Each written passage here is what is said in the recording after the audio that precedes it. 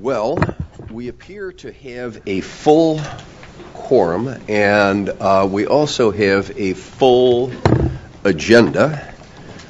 So we will exercise the power of the chair and start 2 minutes early, it looks like. So the January 2015 meeting of the Federal Communications Commission will come to order.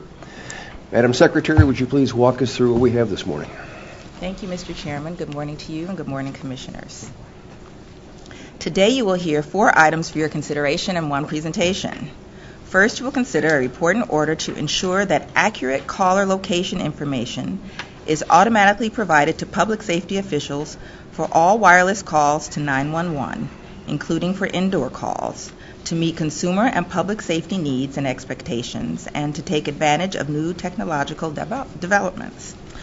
Second, you will consider a 2015 Broadband Progress Report examining whether advanced telecommunications capability is being deployed to all Americans in a reasonable and timely fashion, and a notice of inquiry asking what immediate action the Commission should take to accelerate the deployment of such capability by removing barriers to infrastructure investment and by promoting competition in the telecommunications market.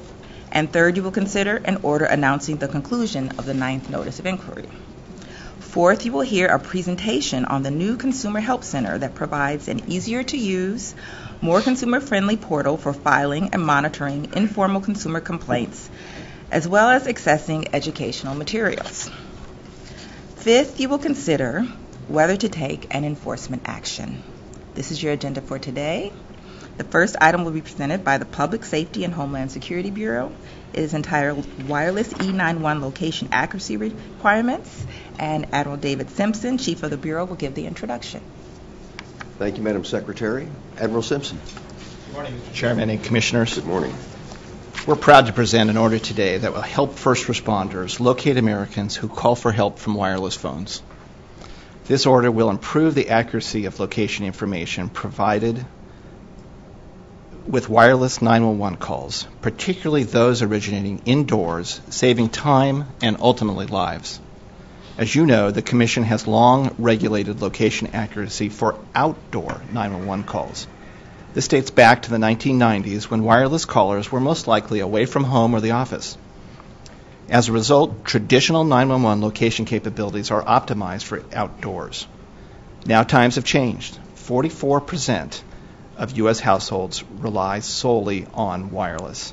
This percentage is even greater for young adults and those living in poverty. Given that over half of calls made to 911 originate indoors, the 911 location accuracy gap is not a theoretical future crisis, it's an issue now. I'm joined at the table by Dana Zelman, an attorney advisor in the Bureau who will present the item, Timothy May, policy analyst and team leader for the Bureau's 911 portfolio, my Deputy Chief David Firth, and Chief Keith Bryant, who leads the Oklahoma City Fire Department and is president and chairman of the board of the International Association of Fire Chiefs. A year ago, the Commission proposed rules to improve location accuracy for indoor wireless 911 calls. Today, the location transmitted with most of these calls is constrained to the coverage radius of a cell tower. The 911 call center may receive a location that might be off by thousands of meters. That's several city blocks. By contrast, outdoor location technologies routinely produce results of 50 meters or less. To put this in perspective, a call made outdoors generally supports dispatch of a unit to a location less than a city block. The same call made from indoors often results in ambiguity that exceeds 10 city blocks. That's a large area for a first responder to search.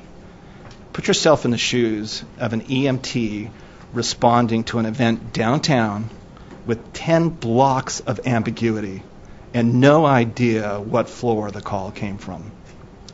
In this proceeding, we have learned about significant advances in technology that have taken place since the Commission last adopted location accuracy rules, and most recently have received detailed information regarding the use of technologies to produce a dispatchable location that replaces latitude, longitude, and height with street address, building floor, and room number.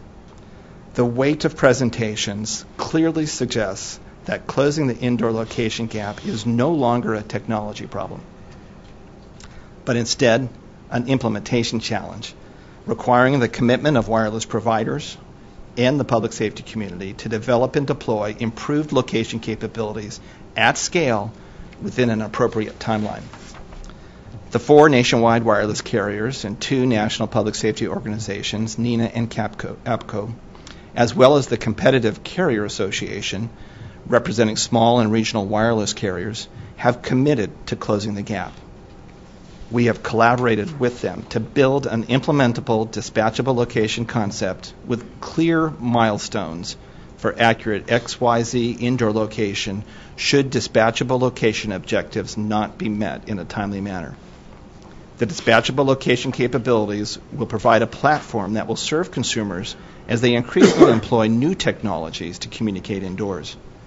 These commitments provide the essential foundation of the order we present to you today. And for the first time, improvements to 911 location will be driven by a strong, permanent test bed, and progress will be measured based on live 911 call data, not test results alone.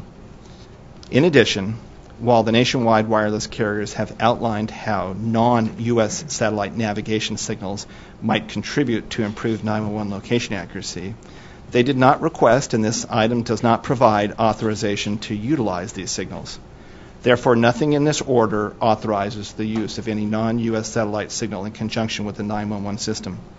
Should we receive a proposal from a carrier or carriers to use signals from non-U.S. licensed satellites, the Commission would subject it to a thorough review for all the relevant issues, including national security, economic, and foreign policy, working closely with our interagency partners. The order establishes a framework that provides transparency and accountability while encouraging continued cooperation between carriers, public safety, and the Commission as we move forward together to improving location accuracy. It closes the gap between indoor and outdoor location accuracy and provides a meaningful and enforceable regime to improve location accuracy for all 911 calls.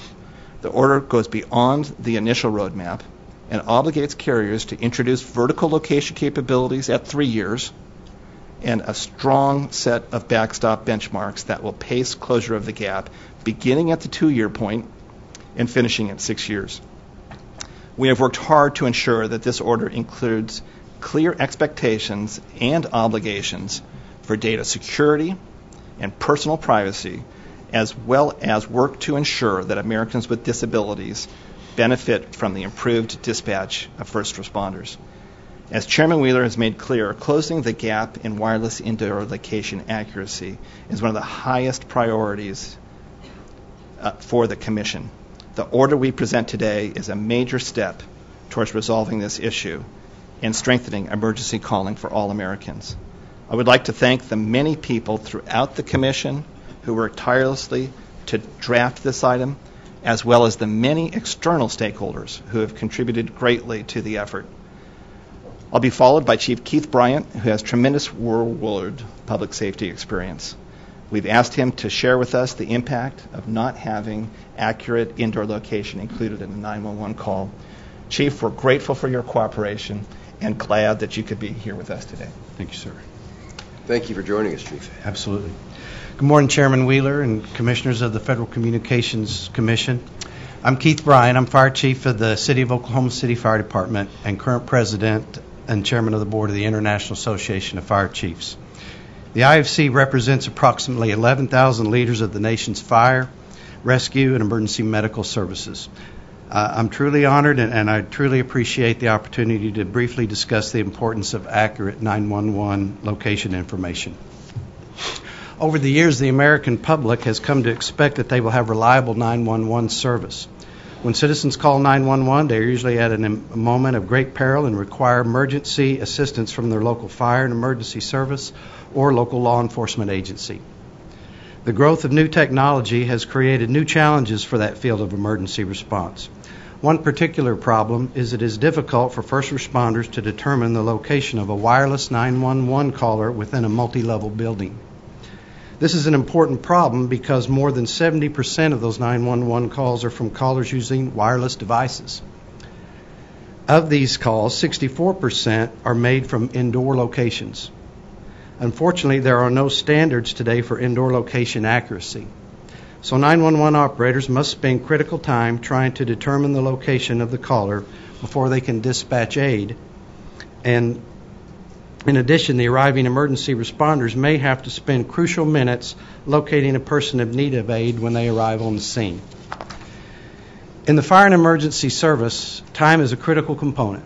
According to the National Fire Protection Association, a career fire department is expected to arrive for a first alarm response within 8 minutes of being dispatched on 90% of fire-related calls. In the field of emergency medical service, it's important to arrive at the patient's location and have them transport him or her to an emergency care at the hospital within the golden hour. Every minute spent searching a building for the location of a fire or patient can affect the eventual outcome of the response. This problem will become more urgent as Americans rely upon wireless devices as a replacement to traditional landline coverage. Already, some estimates are that 40% of Americans rely solely on wireless devices. As this trend continues, it will be important for first responders to receive accurate information about the location of wireless 911 callers. While the FCC has previously set standards for outdoor wireless calls, today you will consider draft standards for indoor wireless calls, and we applaud the FCC's decision to address this issue. Thank you very much. Thank you, Chief, and thank you for what you and all of those who you represent do to make us all safer every day. So thank you. Thank you, sir. And we'll be followed by Dana Zelman, who will present the item. Thank you, Admiral Simpson. Good morning, Mr. Commissioners, and Mr. Chairman. Good morning. The draft fourth report and order that we present to you today adopts rules to improve wireless 911 location accuracy in indoor environments. It focuses on two approaches to locating wireless callers indoors. The first approach determines a caller's location by reference to X and Y coordinates at a specified confidence level. This approach also includes a vertical component, also known as the Z-axis, which identifies the caller's elevation above ground height. The second approach is to provide a dispatchable location to a 911 call center, which would include the street address of the building, as well as the caller's floor level, apartment or office number, and any other information that can identify the caller's location within the building. With respect to horizontal location, the draft order requires that all wireless carriers must provide either dispatchable location or X and Y coordinates within 50 meters of the caller. Within 2 years, they must meet these standards for 40% of all wireless 911 calls. At 3 years, the percentage increases to 50%, and at 5 years, 70%. At 6 years, they must deliver dispatchable location or X and Y coordinates within 50 meters of the caller for 80% of all wireless 911 calls. While these benchmarks apply to all wireless carriers, non-nationwide carriers may extend the 5 and 6 year deadlines based on the timing of voice over LTE or VoLTE deployment throughout their networks. To measure compliance, both dispatchable and coordinate-based location technologies must be tested and validated in an independently administered testbed. Beginning 18 months from the effective date of this order, the draft order provides that nationwide carriers must collect and report live 911 call data on a quarterly basis from 6 representative test cities. Carriers will use aggregate live call data from each of these cities to further demonstrate compliance with the horizontal accuracy benchmarks, and must also report live call data from the 6 cities to see how well different location technologies work within different environments, as a means to validate the testbed certification of these technologies. Turning to vertical location, the draft order provides that within 3 years, all wireless carriers must make uncompensated barometric pressure data available to 911 call centers from any handset that has the capability to deliver such data. They must also use an independently administered testbed process to develop a reasonable vertical location accuracy threshold that will be submitted for commission approval. Within 6 years, nationwide carriers must deploy either dispatchable location or a vertical location solution that complies with the metric ultimately adopted by the Commission in the 25 most populous cellular market areas. Within 8 years, nationwide carriers must have deployed their chosen vertical technology in the 50 most populous cellular market areas. Non-nationwide carriers serving these markets will have an additional year to comply with the benchmarks. Dispatchable location will necessarily require that a national emergency address database be constructed and maintained. The nationwide carriers have committed to developing and maintaining such a database. The draft order requires that these carriers submit a comprehensive privacy and security plan for the database to the Commission for Commission review and approval within 18 months. Also at 18 months, nationwide carriers must report their plans for implementing improved indoor location accuracy, including detail on how they plan to achieve compliance with the 3- and 6-year benchmarks. Non-nationwide carriers will have an additional 6 months to submit their plans. At 3 years, all carriers must report on their progress toward implementation, with particular emphasis on the status of any planned dispatchable location solutions. Finally, the draft order requires all carriers to record and provide aggregate 911 call data to requesting 911 call centers to enable them to determine whether carrier performance in their jurisdiction is consistent with performance in the 6 test cities. If the call data shows that performance is below the required thresholds, the call center may seek enforcement of our rules, but 911 call centers and carriers must first attempt to resolve the issue themselves before an action will be taken. The Bureau recommends adoption of this item and requests editorial privileges. Thank you. Thank you, Dana, and thank you, everybody who worked so hard on this. Commissioner Clyburn. Thank you. Police dispatchers could do little more but listen to Ronaldo Zayas scream as he was tortured to death by a gang of kidnappers. The 25-year-old somehow managed to dial 911 twice from his cell phone after his abduction. One chilling call lasted 18 minutes, during which dispatchers heard Zayas beg for his life. Unable to speak and no way to trace the calls, investigators sat helpless as he was repeatedly stabbed. Not all cell phones and systems are equipped for wireless tracking, but the federal government has ordered all carriers to include technology by 2005. By now, you probably surmise that the sentences I just read were lifted from a news article about a young man who made not one but 2 911 calls. However, because no information about his location was forwarded, those who were in the best position to help could not, and he died. But what you might be even more surprised to learn is that since this article was written in 2003, little has actually changed. Almost 12 years have passed. Yet as I sit before you today, it pains me to say that we are far from meeting reasonable expectations when consumers dial 911 from their cell phones, that law enforcement or emergency responders will automatically receive the information they need to find you. Given the current rate at which Americans are adopting mobile services, improving response times for 911 calls from cell phones should be an even higher national priority than it was in 2003. The number of wireless-only American households has grown from roughly 16% in 2007 to 44% today.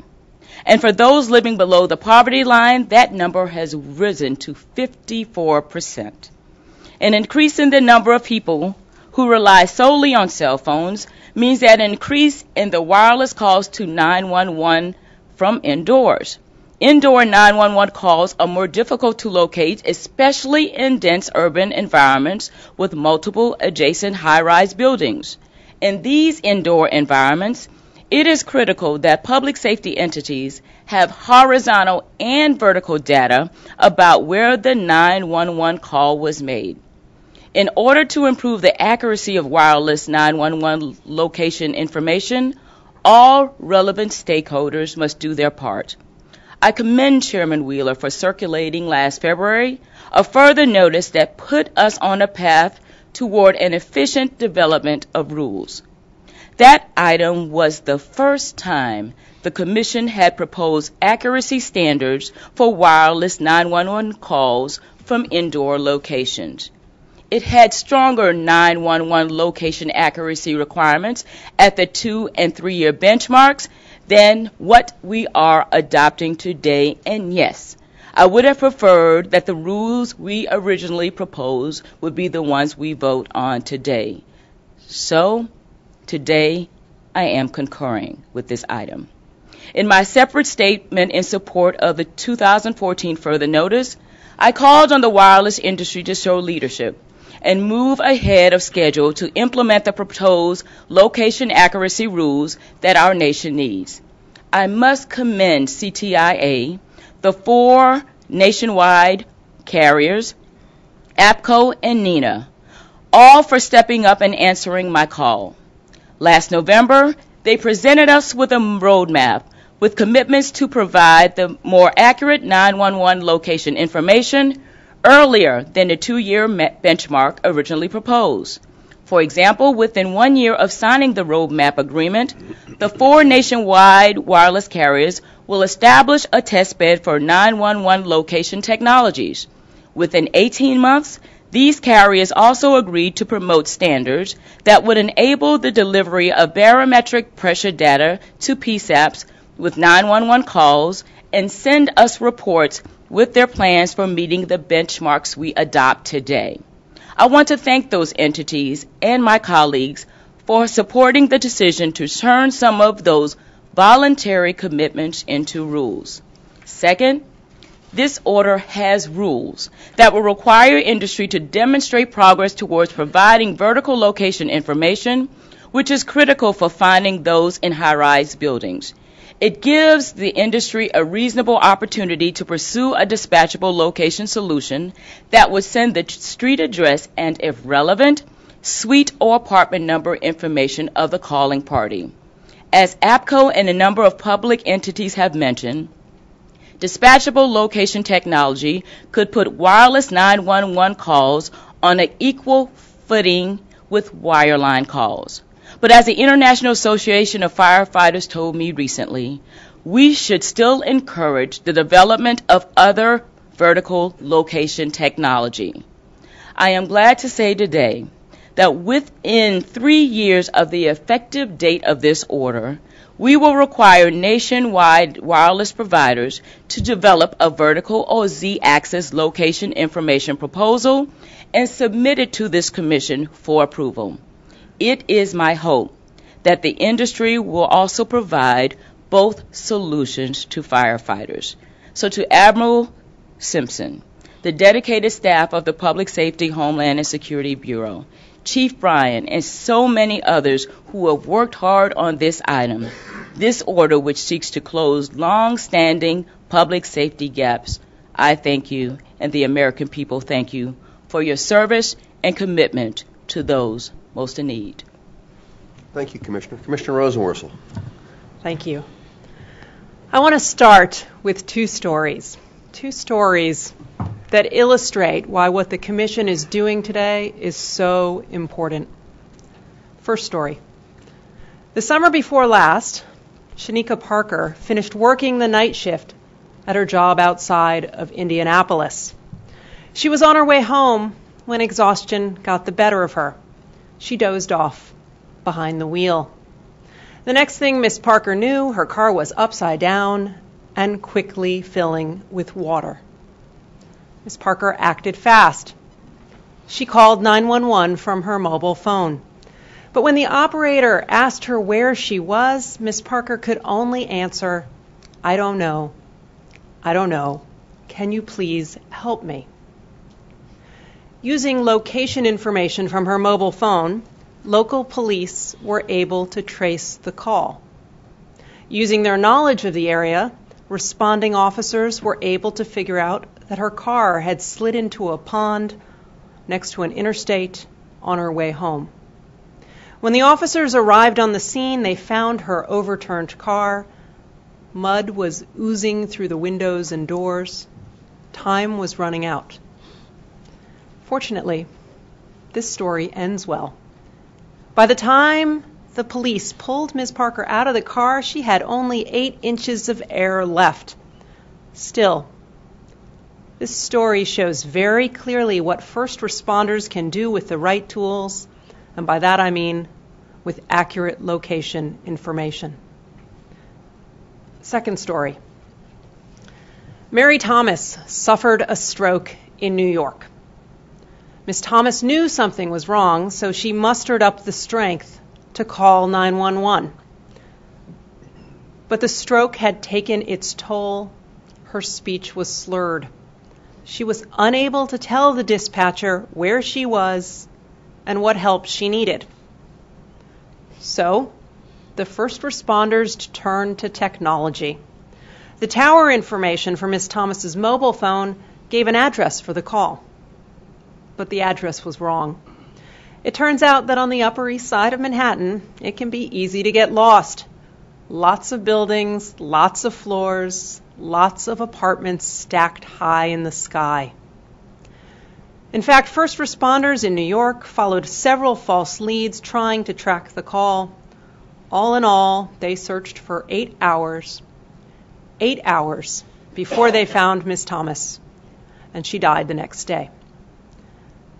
I think these two stories illustrate what we all know intuitively.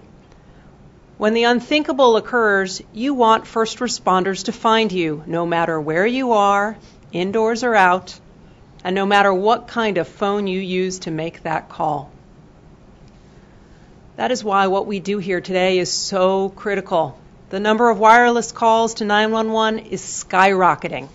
In fact, more than 70% of 911 calls are now made from wireless phones. That is over 400,000 calls a day. And that number is only going to grow.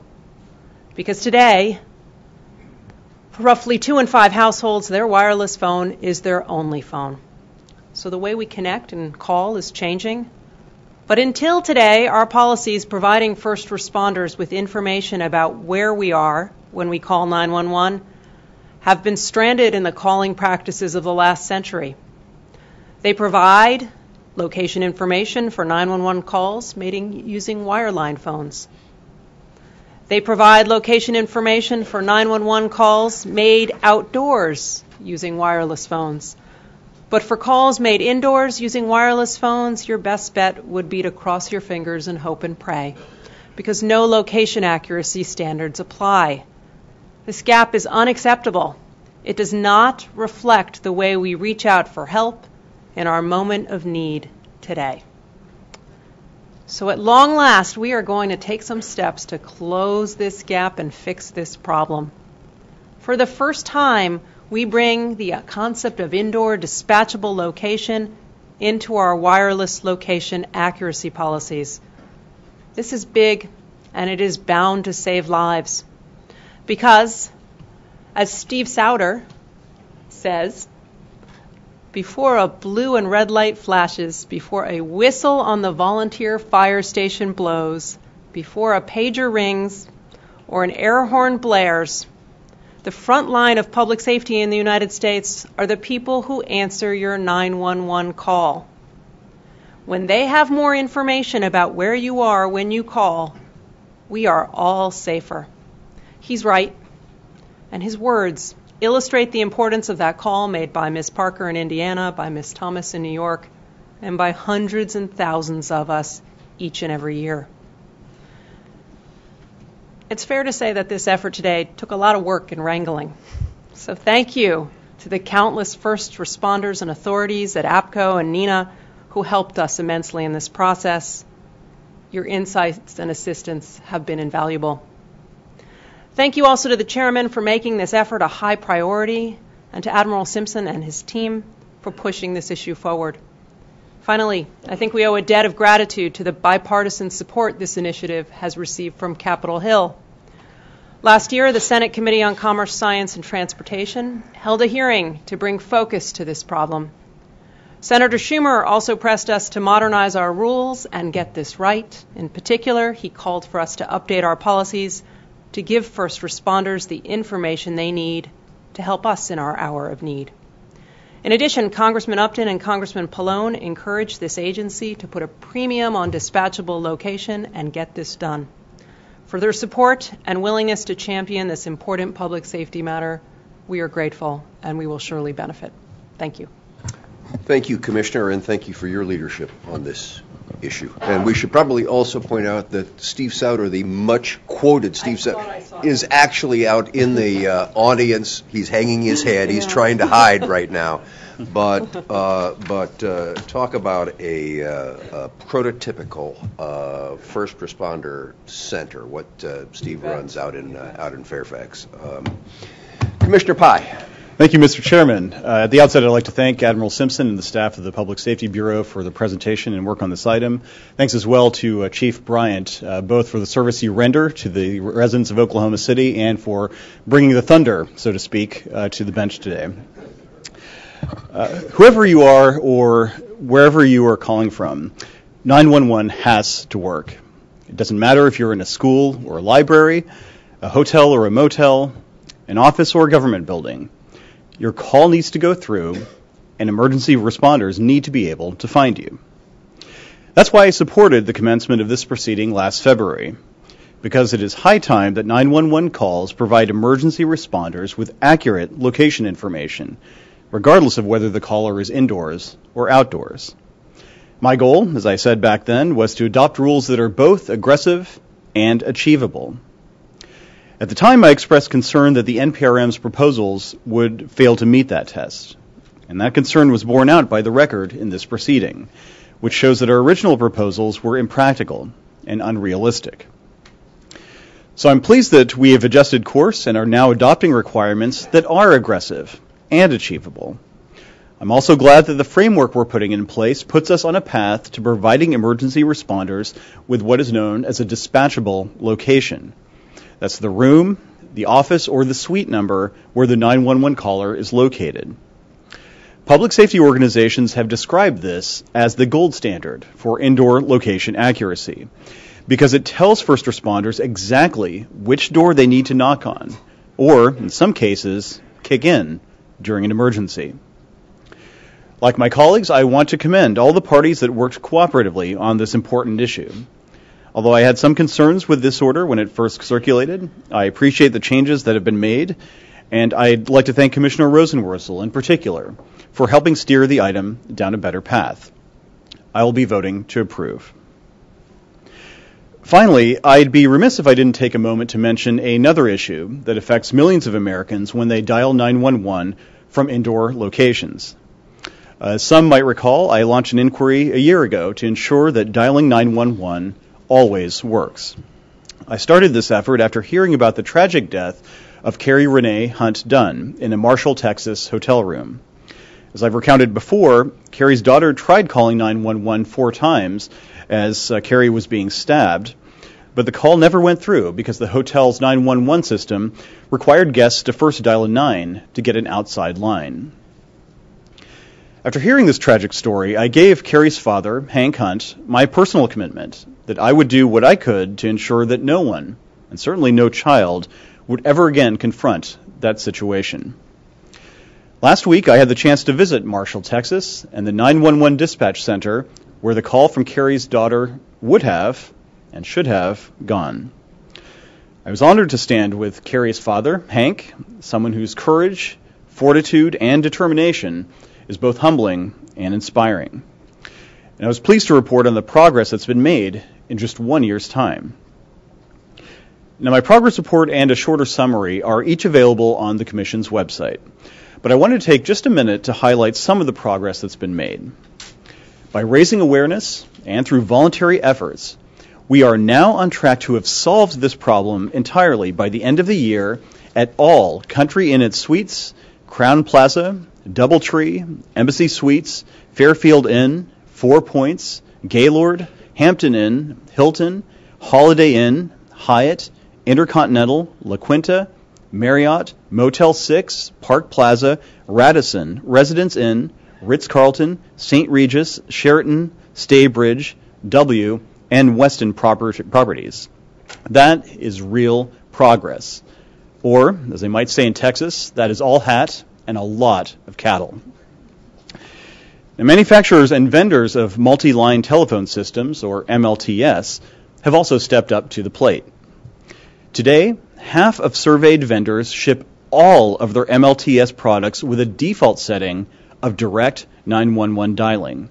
This includes NEC, ShoreTel, Vertical, and Windstream. And 100% recommend that their products be set up to allow for direct 911 dialing. The bottom line to all of this, we are getting serious and substantial results.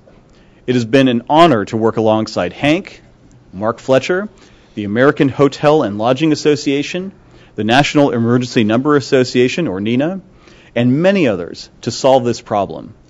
I look forward to continuing our labors and to making further progress in the time to come to keep Americans safe.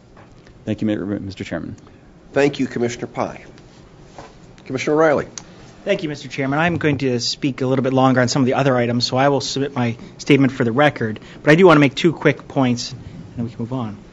Ultimately, and I want to agree with a lot of the sentiment of my colleagues made here today, this item should bring tremendous benefits forward for all concerned. The public safety community will receive more precise information in the desired format to increase efficiency and rapidly respond to emergencies. Industry has a path forward that will likely be achievable in the timeframes provided. Moreover, companies will not be faced with a single vendor solution or possibly forced to build out multiple indoor location solutions, wasting money and stranding investment. And the real winners, of course, are American consumers, who in time will be more locatable by first responders when placing a wireless call. On that note, I renew my concern that the location information resulting from the implementation of this item could be used by government agencies to pinpoint the location of law-abiding Americans. Well, this is not a direct responsibility of the Commission. I trust that appropriate oversight, including congressional involvement, will seek to ensure that this information is not used or abused to the detriment of the American people. Improving location accuracy for wireless 911 callers should not happen at the expense of greater exposure to surveillance and monitoring by government officials. It is to help public safety during emergencies, not limit the freedoms and lawful activities of American citizens. So I want to thank the chairman and my fellow commissioners for agreeing to this approach, and I thank the Public Safety and Homeland Security Bureau for all of their hard work. Thank you, Mr. Chairman. Thank you, Commissioner. So here we have a 5-0 vote today to make sure that as technology changes, that the expectations that technology is going to be available for public safety continues to keep pace. This roadmap is a plan for carriers, for vendors, for public safety officials to follow, to deliver on that kind of an expectation. The other thing that it does, which is also important, is that it establishes measurement tests. It's not enough to say we're going down the road. Let's know what the mile marker is, and let's make sure that we're hitting the mile markers. So I'm pleased to join with my colleagues in making this unanimous, and also join with my colleagues in unanimously recognizing the work of the Bureau. Admiral Simpson, Commissioner Rosenworcel, and I were talking before the meeting about the great efforts and strong belief that you have put into this. David Firth, I know how you consider this to be, one of the most important things that you have done here. Thank you to all of you, and not to leave Tim and Dana out of the whole thing. And as I said, Chief Bryant, you're the guy on the front line. We're going to sit here and make rules. Hopefully they are going to end up making your job and your colleagues' job a little easier. I also hope that this effort to make sure that we embrace technology doesn't stop here. Technology is our friend in public safety. Who would have believed that there could be an app on your phone and a car would show up precisely at your front door? It would be great if there was Uber for 911, and we ought to make sure that we're not passing by those kinds of opportunities, and we as an agency have a responsibility to make sure that we're facilitating that kind of expansive thinking. And I also want to give kudos to Commissioner Pai for what you have done on the hotel and multi-line issue. You have identified an issue. You have moved persistently, and you are producing results. There's no place that I sleep that won't be covered by that, and that's a significant. That's exactly my purpose. That's a significant statement, sir. So thank you to you. With that, I will call for the vote. All those in favor say aye. Aye. Aye. Opposed? The ayes have it. The item is adopted. Thank you to all of you. Madam Secretary. Mr. Chairman and Commissioners, items 2 and 3 on your agenda will be presented together by the Wireline Competition Bureau. Both are entitled Inquiry Concerning the Development of Advanced Telecommunications Capability to All Americans in a Reasonable and Timely Fashion, and Possible Steps to Accelerate Such Deployment.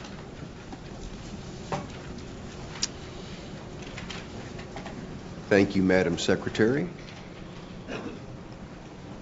Ms. Veach. Good morning, Mr. Chairman and Commissioners. Good morning. We're pleased to present to you this morning a report and a notice of inquiry to fulfill the Commission's Section 706 mandate to assess whether advanced telecommunications capability is available to all Americans, and also to determine whether that capability is being deployed in a reasonable and timely fashion. This report finds that it is not. The report takes a fresh look at what advanced telecommunications capability means today.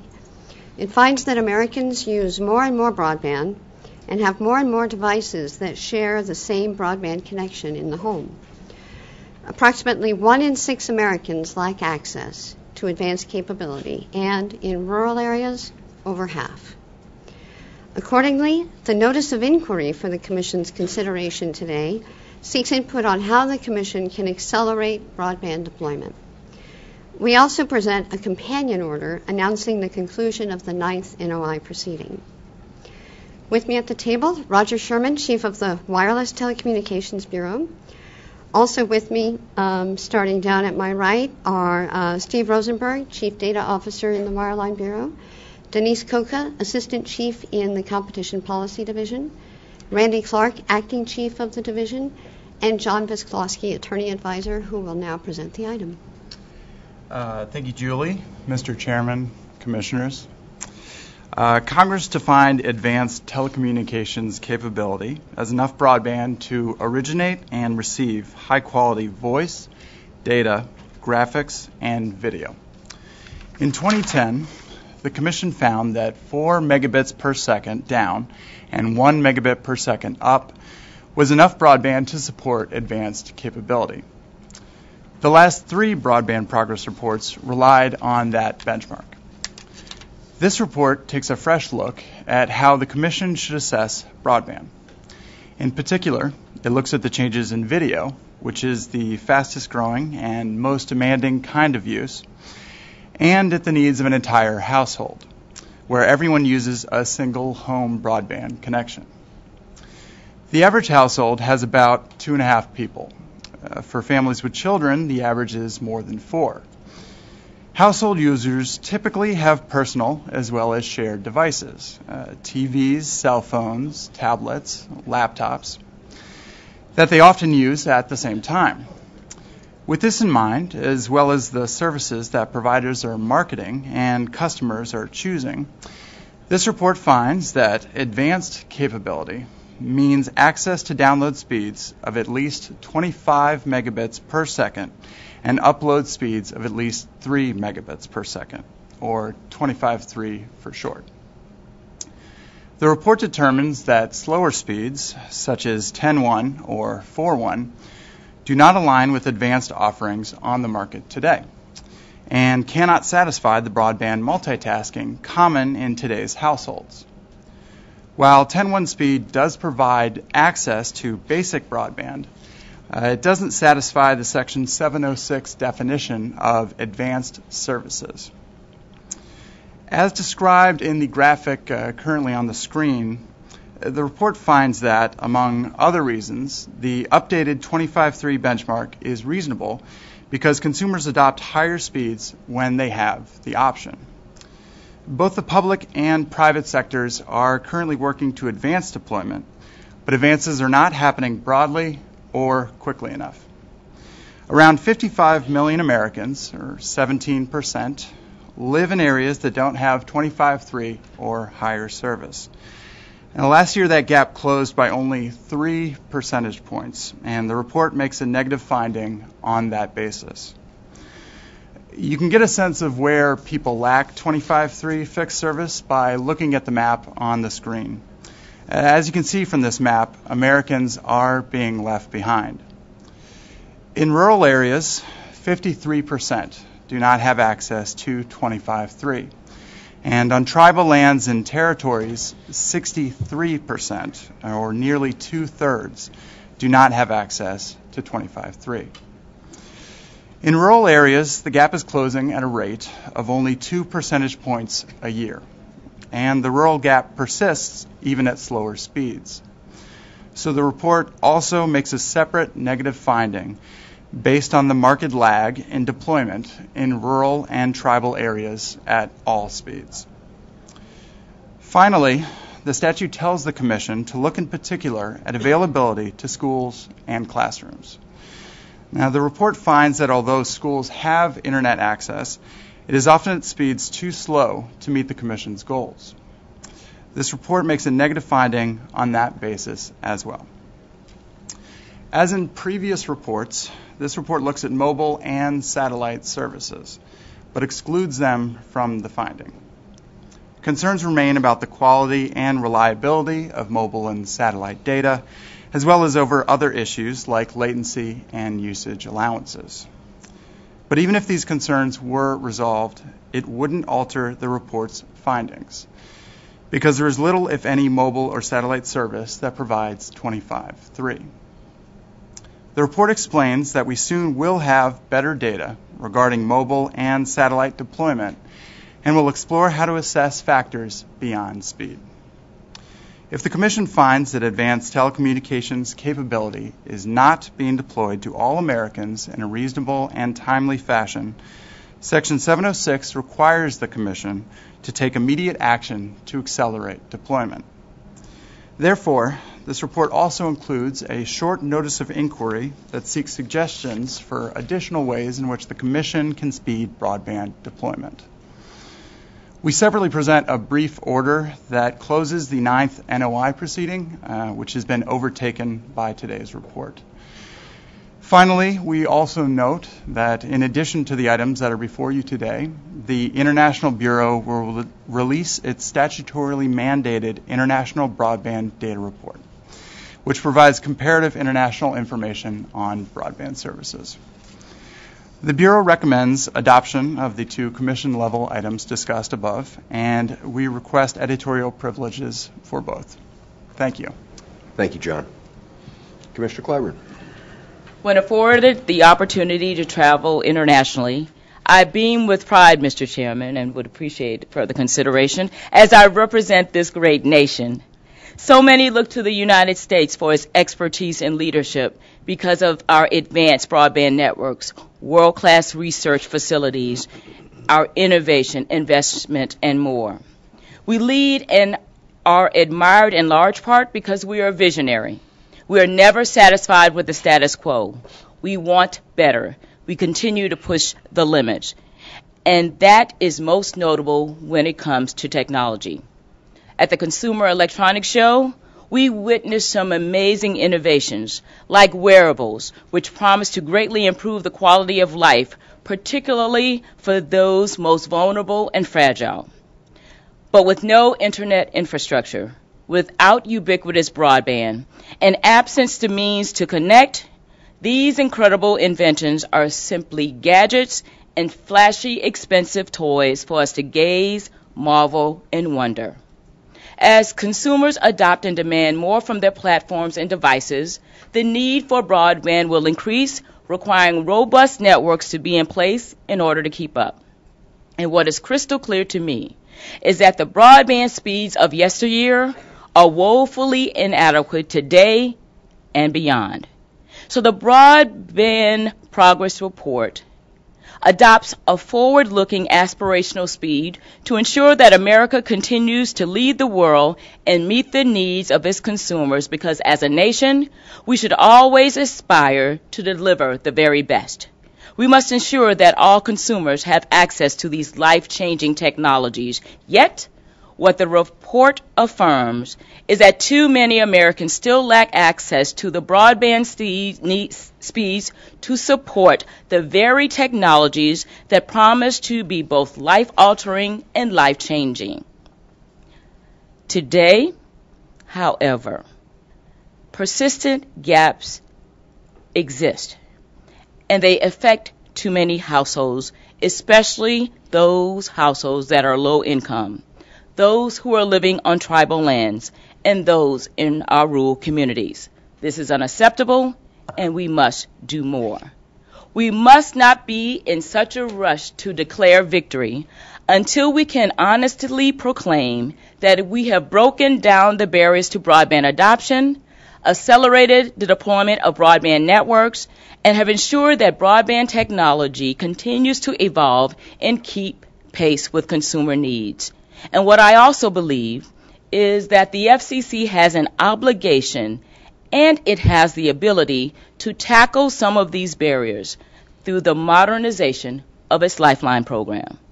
Affordability remains a barrier for too many, and a recent report from the Southern Education Foundation affirmed what we already know if we bother to pay attention, that over 50% of our students, those enrolled in public schools today, are living in poverty.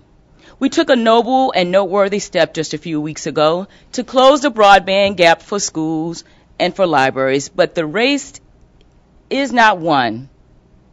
It is plain to see to me, if millions of families are still struggling to gain educational and economic parity, in part because they remain disconnected when they go home. Will modernizing the Lifeline program solve the adoption, connectivity, and educational disparity gaps that exist on its own? No, it will not. But what it will do, and what it is incumbent upon the FCC to do, is to use every single tool at its disposal to close as many layers of the connectivity divide as possible. Last November, I outlined principles for wholesale reform of the Lifeline program, and today I am reissuing a call to all stakeholders to engage now, for the returns of greater connectivity to our society are limitless. As Michelangelo, depending on where you're from, famously said, the greatest danger for most of us is not that our aim is too high and we miss it, but that it is too low and we reach it.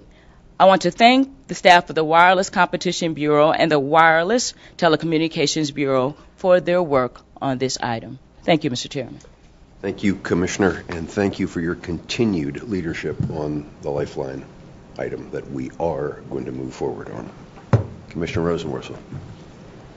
Broadband is not just a technology, it's a platform for opportunity. Extending its reach across this country is our new manifest destiny because it is an essential part of modern civic and commercial life. No matter who you are or where you live, you need access to modern communications to have a fair shot at prosperity in the 21st century. Our report today is the most comprehensive snapshot we have of where we stand in bringing broadband to all Americans. I'm pleased that the report shows that we are making some headway in extending the reach of this service, thanks in no small part to the tremendous investment that communications providers are making to deploy broadband all across the country. At the same time, the report highlights places where we have more work to do, namely in rural and tribal areas. It was just 5 years ago that the Commission changed our downstream broadband speed threshold from 200 megabits to 4 megabits. Today, we up the ante and changed that threshold to 25 megabits. Chairman Wheeler has righteously pressed for this change, and I am pleased to support it. But I, for one, am tired of dreaming small. It's time to dream big. This is the country that put a man on the moon. We invented the internet. We can do audacious things if we set big goals, and I think our new threshold, frankly, should be 100 megabits. I think anything short of that shortchanges our children, our future, and our new digital economy. Now, I don't think reaching a benchmark like this is easy, but nothing worthwhile ever is. Still, the history of technological innovation is rife with examples of the great depths of American know-how. It's time to put that know-how to work and use it to bring really big broadband everywhere. Thank you. Hear, hear, Commissioner, and thank you for keeping challenging us and our eye on the prize. Commissioner Pai. Thank you, Mr. Chairman. Before Humpty Dumpty had a great fall in Through the Looking Glass, he told Alice, "When I use a word, it means just what I choose it to mean, neither more nor less." So too, apparently, at the FCC. For today's report declares that 10 megabit per second internet access service is no longer broadband. Only 25 megabit per second or more counts. This decision should surprise American consumers. 71% of consumers who can purchase fixed 25 megabit per second service, over 70 million households, choose not to do so. And before today, 58 million Americans thought they had subscribed to mobile broadband. But now, the FCC says that they're getting something else. This decision should also surprise the FCC itself. Just last month, the agency voted to spend $10.8 billion over the next 6 years to deploy what it called 10 megabit per second broadband so that millions of rural Americans could enjoy access to advanced telecommunications and information services. That's billions of dollars that may help Americans get the internet access services they actually want. But apparently, that $10.8 billion of funding won't be supporting broadband, even though last month's item, in fact, used that term no fewer than 320 times. Indeed, today's report raises the question, why are we spending over $10 billion to deploy something that isn't broadband? Don't those in rural America deserve broadband access? Taken together, our decision last month and today are incoherent.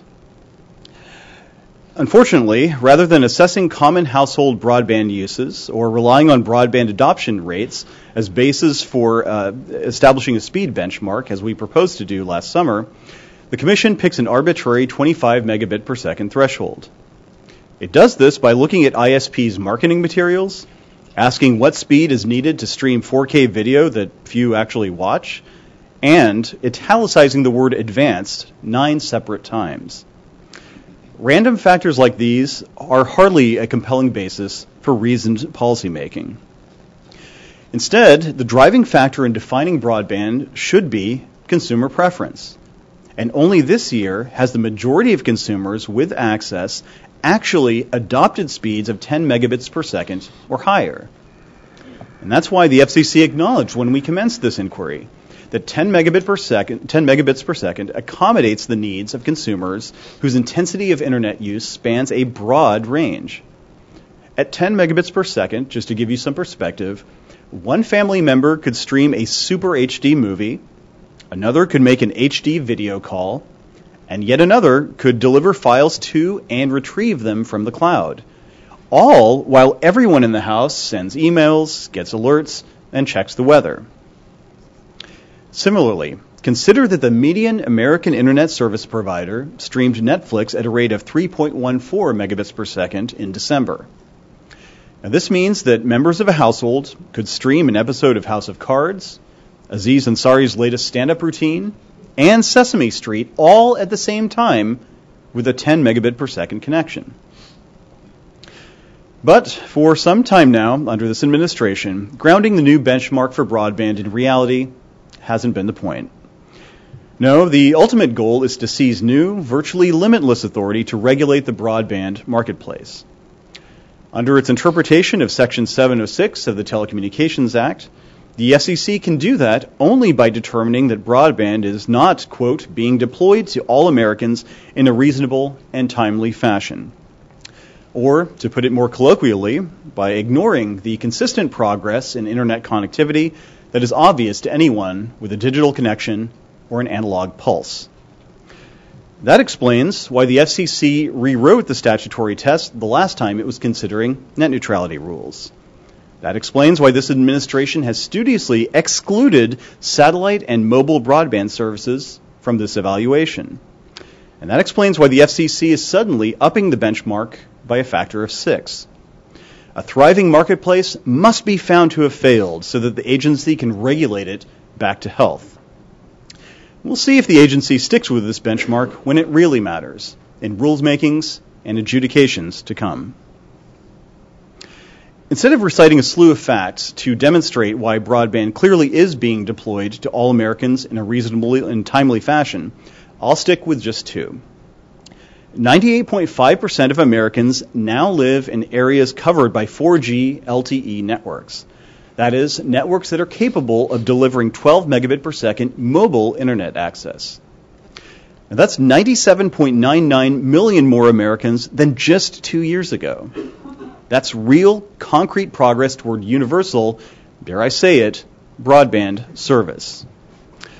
Further, one can only smile at the irony of the Commission's insistence in finding failure the very same week that Google announces expansion of the Google Fiber project to 18 new cities, that companies like Dish continue to roll out over-the-top video options that rely on broadband, and bids for AWS-3 mobile broadband spectrum approach $45 billion.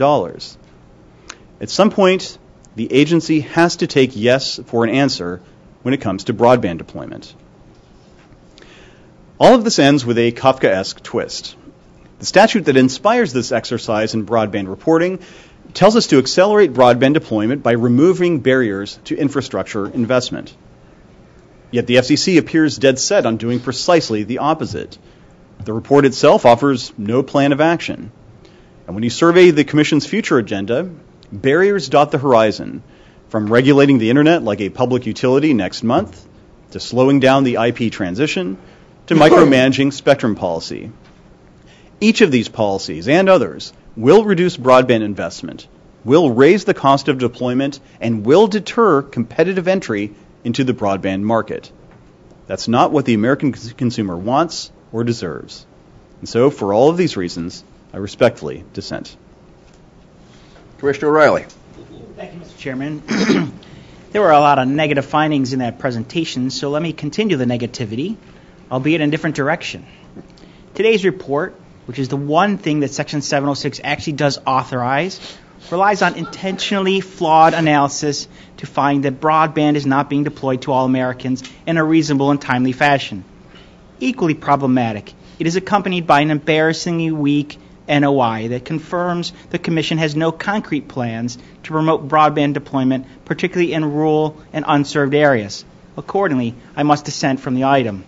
The report sets a new broadband benchmark of 25.3 megabits per second for purposes of Section 706, which I suspect will be applauded by some as a sign that the Commission supports ever higher speeds. And to be clear, I too support higher speeds for all Americans. But selecting an artificially high standard and applying it in a way that is impossible to meet in order to reach all Americans, certainly in the near term, makes a mockery of a process that was supposed to provide an honest assessment of the broadband deployment in the United States. Some have suggested that it is designed to preserve the ability to regulate broadband under Section 706, even as the Commission seems poised to reclassify broadband as a Title II service. Regardless of the reason, I cannot support this charade. To justify setting the new benchmark at 25.3 as opposed to the current 4.1 or even 10.1, as several commenters suggested, the report notes that 4K TV requires 25 megabits. But 4K TV is still relatively new and is not expected to be widely adopted for years to come. And while the statute directs us to look at advanced telecommunication capability, this stretches the concept to an untenable extreme. Some people, for example, believe, probably incorrectly, that we are on a path to interplanetary teleportation. Should we well include the estimated bandwidth for that as well? Perhaps recognizing the weakness of that line of argument, the report quickly shifts from analyzing individual usage to household usage in order to multiply the speed requirements. It assumes that several users and their devices in a household are simultaneously engaged in very high bandwidth activities. But while the report cites evidence that households have many devices and that some devices are used for high bandwidth activities, there's no actual data in the report linking the two. Unless 4 or more people are each streaming HD videos at the same time, which is neither the norm nor the analysis required by the statute, it's hard to come up with a use case that warrants 25.3 standard. Other activities such as email, VoIP calls, and web browsing are simply not data intensive enough to approach this benchmark. Having settled on this new standard, it comes as no surprise that the report finds that 25.3 service is not being deployed to all Americans. By setting the benchmark at this level, the report is able to exclude both mobile and satellite broadband service from its analysis, despite the ever-expanding capabilities and popularity of both services. Even worse, it makes the finding by misreading the phrase "is being deployed" and by giving essentially no weight to the statutory language in a reasonable and timely fashion.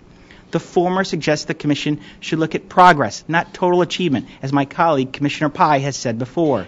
The latter implies that the Commission should take into account factors such as network engineering and the economics of serving rural and other high-cost areas. Read together, these provisions appropriately recognize that deployment to all Americans isn't going to be uniform and certainly can't happen overnight.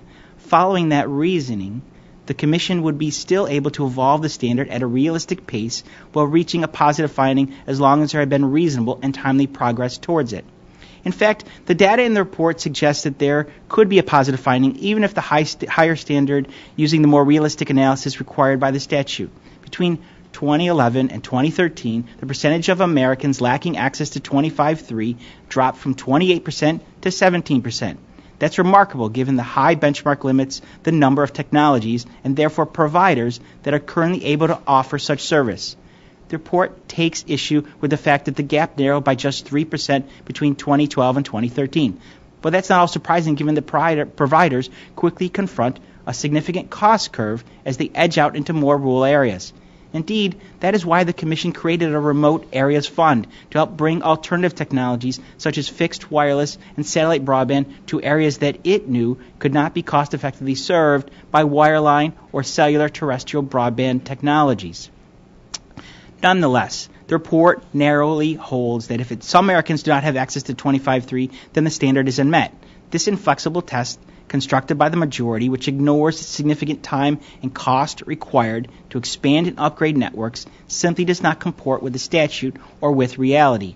It also ensures that any standard the Commission sets will never be met, which seems to be one of the purposes. In a startling confession of things to come, the report suggests that the day may well be fast approaching when the consumers must have wired and wireless broadband, assuming at the 25.3 or higher standard. In other words, it's not one or the other, but both. And it means that wireless could never be a substitute for wireline, but should be viewed as a distinct product offering. This admission highlights that the Commission has a broadband vision completely divorced from reality. Such a precarious path of thinking should cease immediately. While consumers may use wireless and wireline broadband differently today, it does not mean that they could not use one or the other if that was all that was available to them, based on many factors, including cost. Procedurally, it perpetuates the strong belief that the Commission is seeking the next justification for a negative finding for American broadband deployment in the future. Adding insult to injury, appended to the report is a scant NOI on ways to accelerate broadband deployment. If the state of broadband deployment is so dire, one would think it would warrant at least an NPRM, and ideally one with concrete proposals to remedy the alleged problems. I could have supported a true NPRM. Regardless of whether the Section 706 finding is positive or negative, there's always more the Commission can do to promote broadband deployment. Where are the proposals to remove barriers to market entry? Where are the suggestions of FCC regulations that should be repealed or waived to promote broadband? Goals without actions are meaningless, and the report itself underscores. Several years into its universal service reform, 20% of rural Americans still don't have access to even 4-1 service that was the goal at the time. Part of this is due to the slow pace of the reforms themselves, but it's also due to a failure to focus on unserved areas. Last year, we proposed and then adopted various Connect America Fund reforms, and I was told not to worry about unserved consumers because virtually everyone has access to 4-1. Based on my experience and travels throughout rural America, I knew that wasn't the case, and today's report bears it out. Unfortunately, it comes a month after the Commission made certain decisions that shift some of the funding to upgrade existing service in lower-cost areas rather than connecting unserved consumers in truly high-cost areas. What is more, in many parts of the country, after 6 or more years, those upgrades are only guaranteed to get consumers to 10-1 service, a level that, as of today, we no longer consider to be true broadband service. I look forward to the Commission defending to Congress the second-class citizen status for rural America rendered under this conclusion. Although some decisions have been finalized, there are other opportunities to accelerate broadband deployment in truly unserved areas if the Commission finally devotes time to them. In particular, the Commission should fully commit itself to completing a plan for Remote Areas Fund to ensure that the hardest-reached consumers are not left behind indefinitely. The Commission also needs to adopt a Connect America Fund for rate-of-return carriers. Another key way to accelerate broadband is to remove unnecessary regulations. For example, the Commission has an open proceeding on streamlining Part 32 accounting rules. In addition, the Separations Joint Board is currently considering comprehensive reform of Part 36 separation requirements. I've questioned the need for both set of rules, and I hope they will soon consider orders sunsetting both, at least on a voluntary basis. Finally, the Commission must refrain from imposing new, costly requirements that deter broadband deployment and investment. Unfortunately, the Commission has been moving in the opposite direction. For example, the Commission recently made it harder for carriers to discontinue legacy services, a decision I dissented with because it will force carriers to continue to bear the costs of maintaining legacy services and networks instead of focusing those resources on new deployment. And now the Commission appears ready to reclassify broadband as a Title II service. While the Commission is expected to forbear from a number of the Title II provisions, there will still be undoubtedly some requirements and burdens asked of new broadband providers, including a whole host of small businesses. In addition, there will be a protracted period of uncertainty as parties challenge various decisions at the Commission and in the courts that will also deter investment in broadband.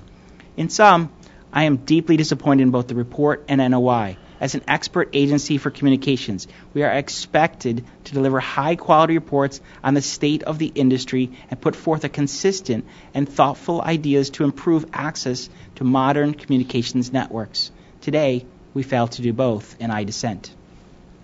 Thank you, Mr. Chairman. And I don't know if we're going to have a separate round for the ninth item, but I'm happy to talk about that as well.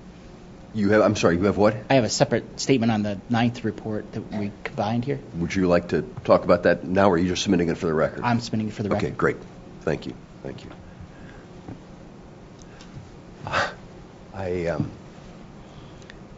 As I sat and listened to my colleagues, I kept thinking of a great Republican and his statement, legendary statement. Well, there you go again. Twisting opinions to avoid the obvious. Pounding on the table when the facts speak for themselves. So let's look at those facts.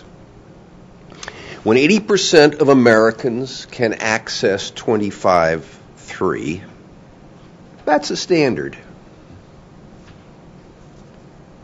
We have a problem that 20% can't. And we have a responsibility to that 20%. And it is incorrect and misleading to mischaracterize the Connect America Fund as saying that we only support 10.1. 10.1 is the minimum that we said we would support because we expect there to be more, and we have programs in place to deliver more.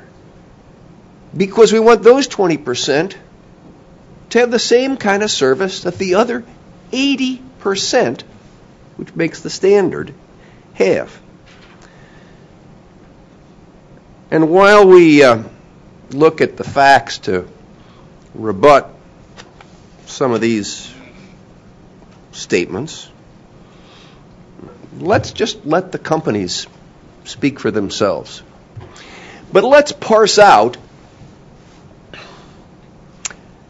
what they say in their lobbying with us and what they say when they're talking to consumers. So, for instance, Verizon filed with us in not the chart yet, please.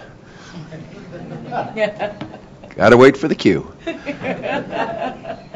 Verizon filed with us, quote, consumers continue to find that services at the existing 4 megabits, 1 megabits threshold meet their needs for broadband services and a higher benchmark would serve no purpose.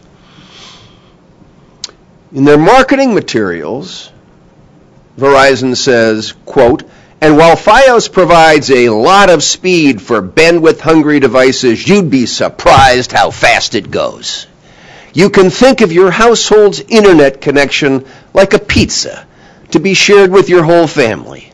Some members are hungrier than others, and if too many friends show up, no one will get enough to be satisfied. Each connected device uses a slice of your bandwidth. Over Wi-Fi, tablets will use between 20 megabits and 40 megabits. Smartphones between 15 megabits and 40 megabits. Laptops, televisions, and gaming systems can take from 5 megabits to 75 megabits. It adds up fast. Q. This is what their website says. 2525 is best for 1 to 3 devices at the same time. Great for surfing, email, online shopping, and social networking. Stream 2 HD videos simultaneously. Or for 50/50. Best for 3 to 5 devices at the same time. More speed for families or individuals with multiple internet devices. Stream up to 5 HD videos simultaneously.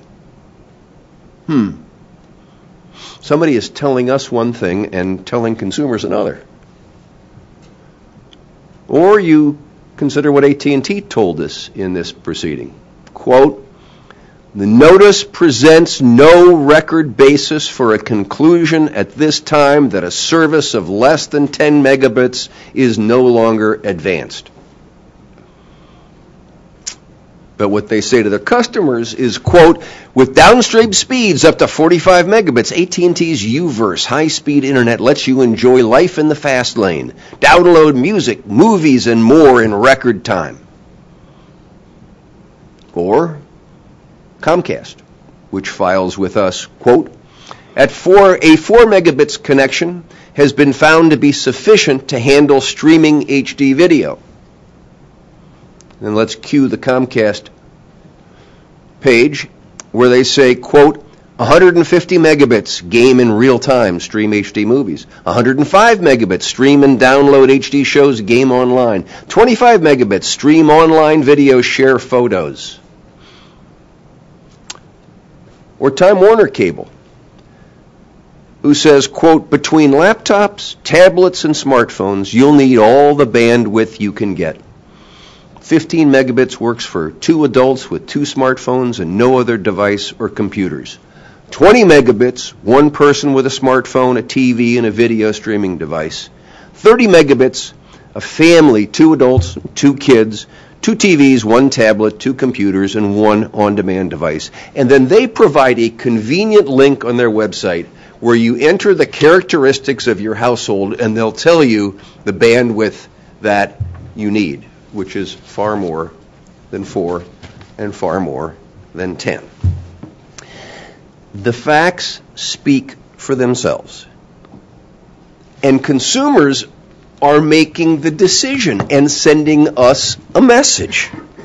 Subscriptions to 25/3 quadrupled in the last 3 years. Our challenge is not to hide behind self-serving lobbying statements, but to recognize reality. And our challenge is to help make that reality available to all. So I'll call for the vote on this item. All in favor say aye. Aye. Opposed? No. The ayes have it. The request for editorial privilege is granted. Madam Secretary.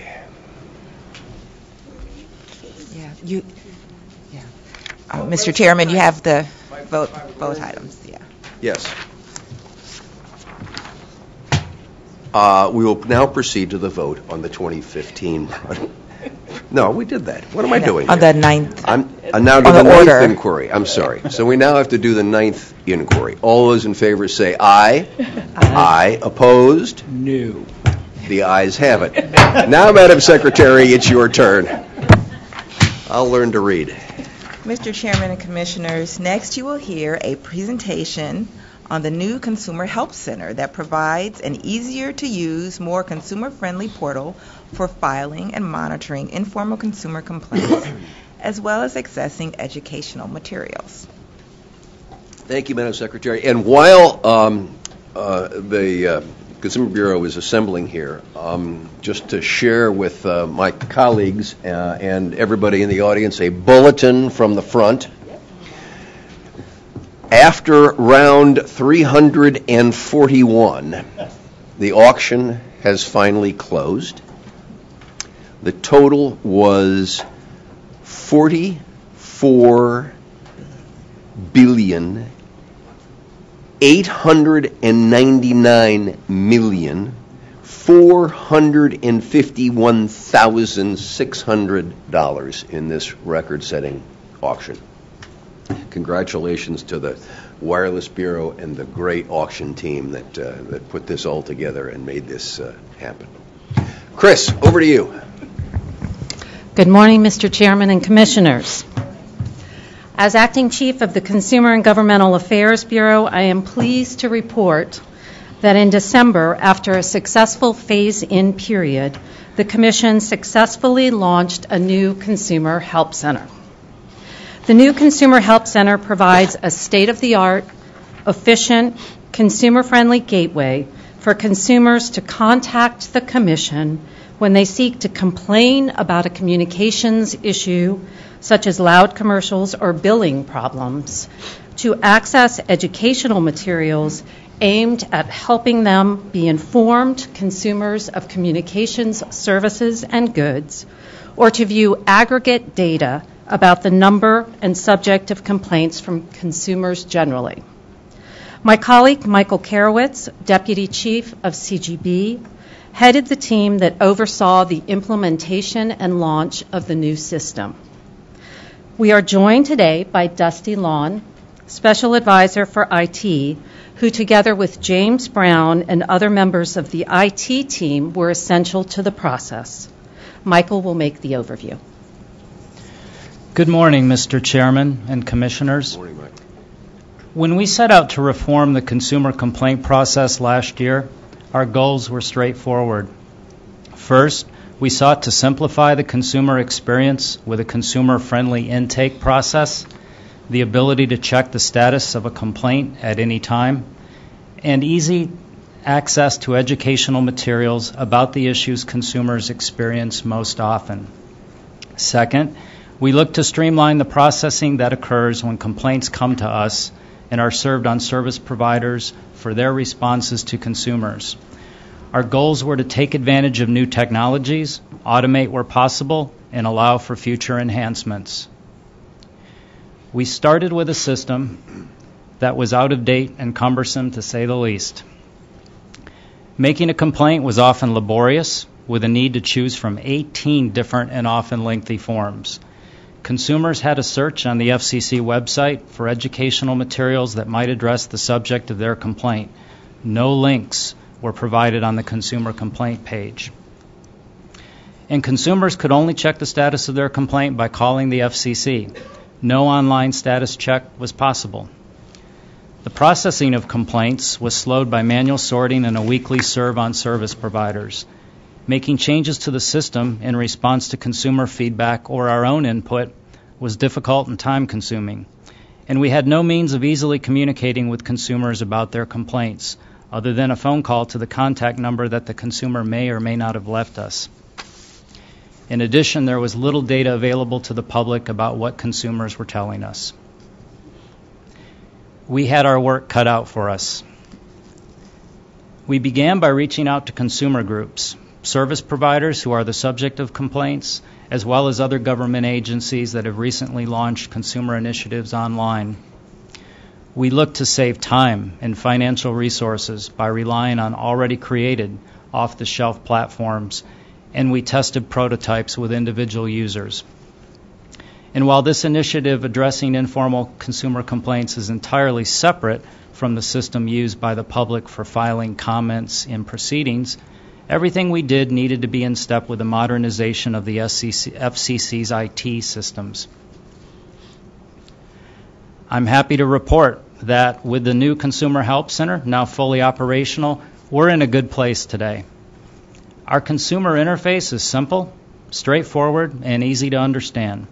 We provide readily accessible, targeted educational materials. A consumer can now check complaint status online, or, for those who don't want to reach us through the internet, simply call our call center. Our complaint processing is much more efficient with real-time interactions with providers, and for those visitors to the Consumer Help Center who are interested, we've provided links to aggregate consumer data. We'd like now to give you a quick look at how the Consumer Help Center works. Hello, welcome to the FCC Open Meeting. Let's walk through some of the new features and functionality of the Consumer Help Center. One of the first things we did was gave it a new simplistic look and feel. We also organized content and information in a more logical fashion. So we broke things out into relevant categories consumers complain about, such as TV, phone, internet, radio, access for people with disabilities, and emergency communications. At any point in time, you can drill in to look at common issues or file a complaint directly from the category. We've also provided a what happens after I file my complaint, so you can be informed on some of the steps that take place after you file a complaint. Another feature that's very powerful is our searching feature. You simply type in a word you're looking for, so we'll type in billing, you click search, and you can scroll through some of the articles that we put out that match the billing. And once you've scrolled through and found your article, you simply click on the link and it'll drill into the content of that article.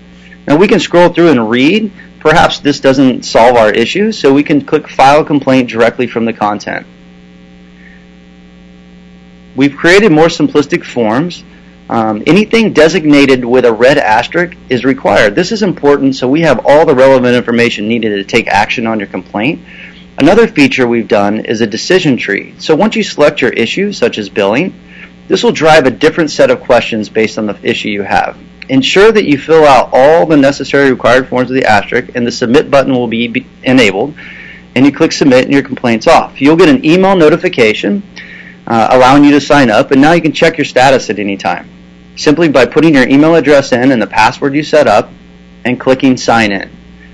This will then take you to a page that will show you all complaints you filed thus far and allow you to interact with us directly. Thank you. Have a great day. A key objective underlying our work on the Consumer Help Center was to do all of it in a way that produced the best system possible, with the greatest cost savings and efficiencies for American consumers. By launching the new Consumer Help Center using on-the-shelf technology, we dramatically reduced the associated time and cost.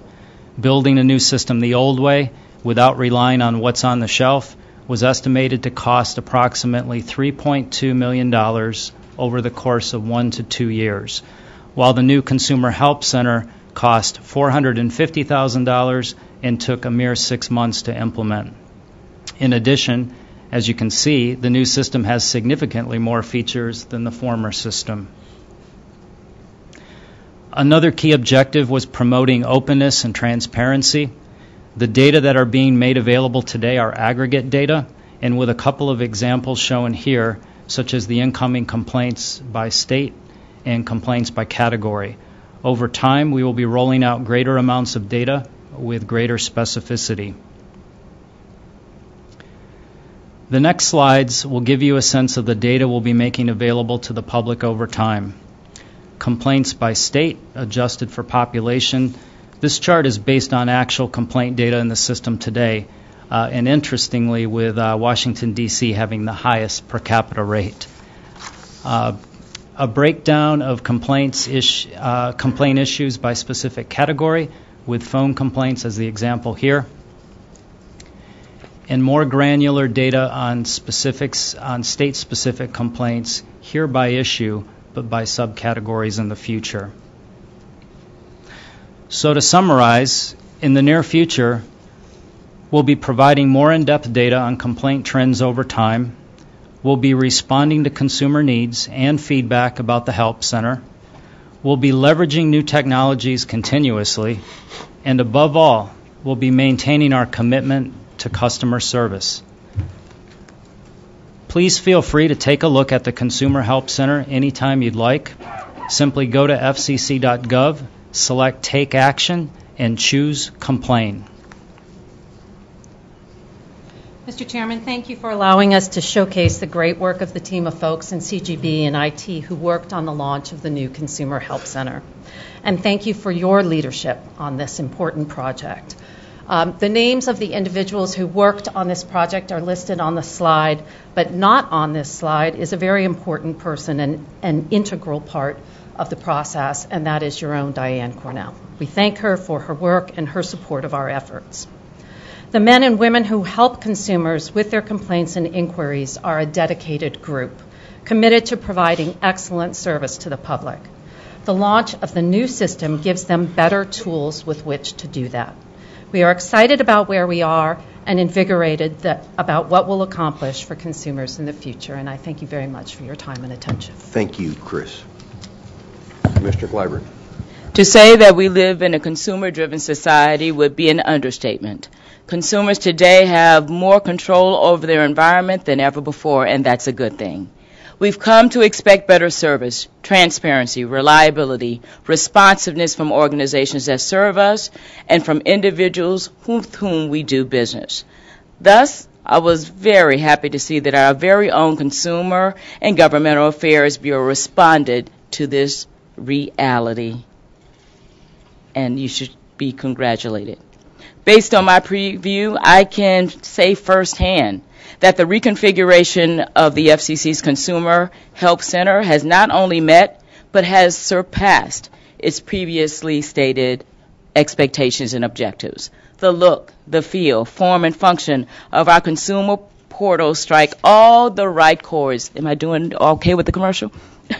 It has a clean, uncluttered interface. I'm not done. Navigation is easy and intuitive. It is user-friendly, well-organized, and the content is well presented. In short, a total success.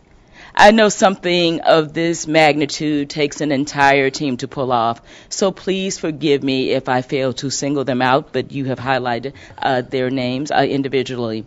But I must say that, Michael, you have repeatedly, and I mean that positively, and systematically kept us informed step by step, and I really appreciate it. You, Chris, Dusty, you look like an ambassador for innovation. You should all be very proud, and I hope that the words thank you and congratulations to each and every member of the team who had a role both large and small, I hope that that appropriately conveys how grateful we are for this extraordinary accomplishment. Well done, team. Well done. Hear, hear. Commissioner Rosenworcel. In everything the Commission does, consumers come first. But if in the past you spent any time with our consumer complaint forms, you would have some reason to question our commitment to this mantra. Clunky, hard to decipher, and brimming with the special charms of the turn-of-the-century Internet. They left a lot to be desired. But now change has come. Thanks to the good work of our Consumer and Governmental Affairs Bureau and our IT team, we have a consumer platform that is at last modern and easy to use. This is good and important, and that's because every year the Commission receives hundreds of thousands of consumer complaints and inquiries. That means hundreds and thousands of consumers take the time to reach out, to air their grievances, seek guidance, and ask questions about services that are so essential in modern life. We owe them a simple interface, an easy interaction, and we owe them answers. Our new Consumer Help Center platform is going to make this all possible. Even better, this platform is less expensive to maintain than its predecessor and will in the very near term more than pay for itself. But it gets better.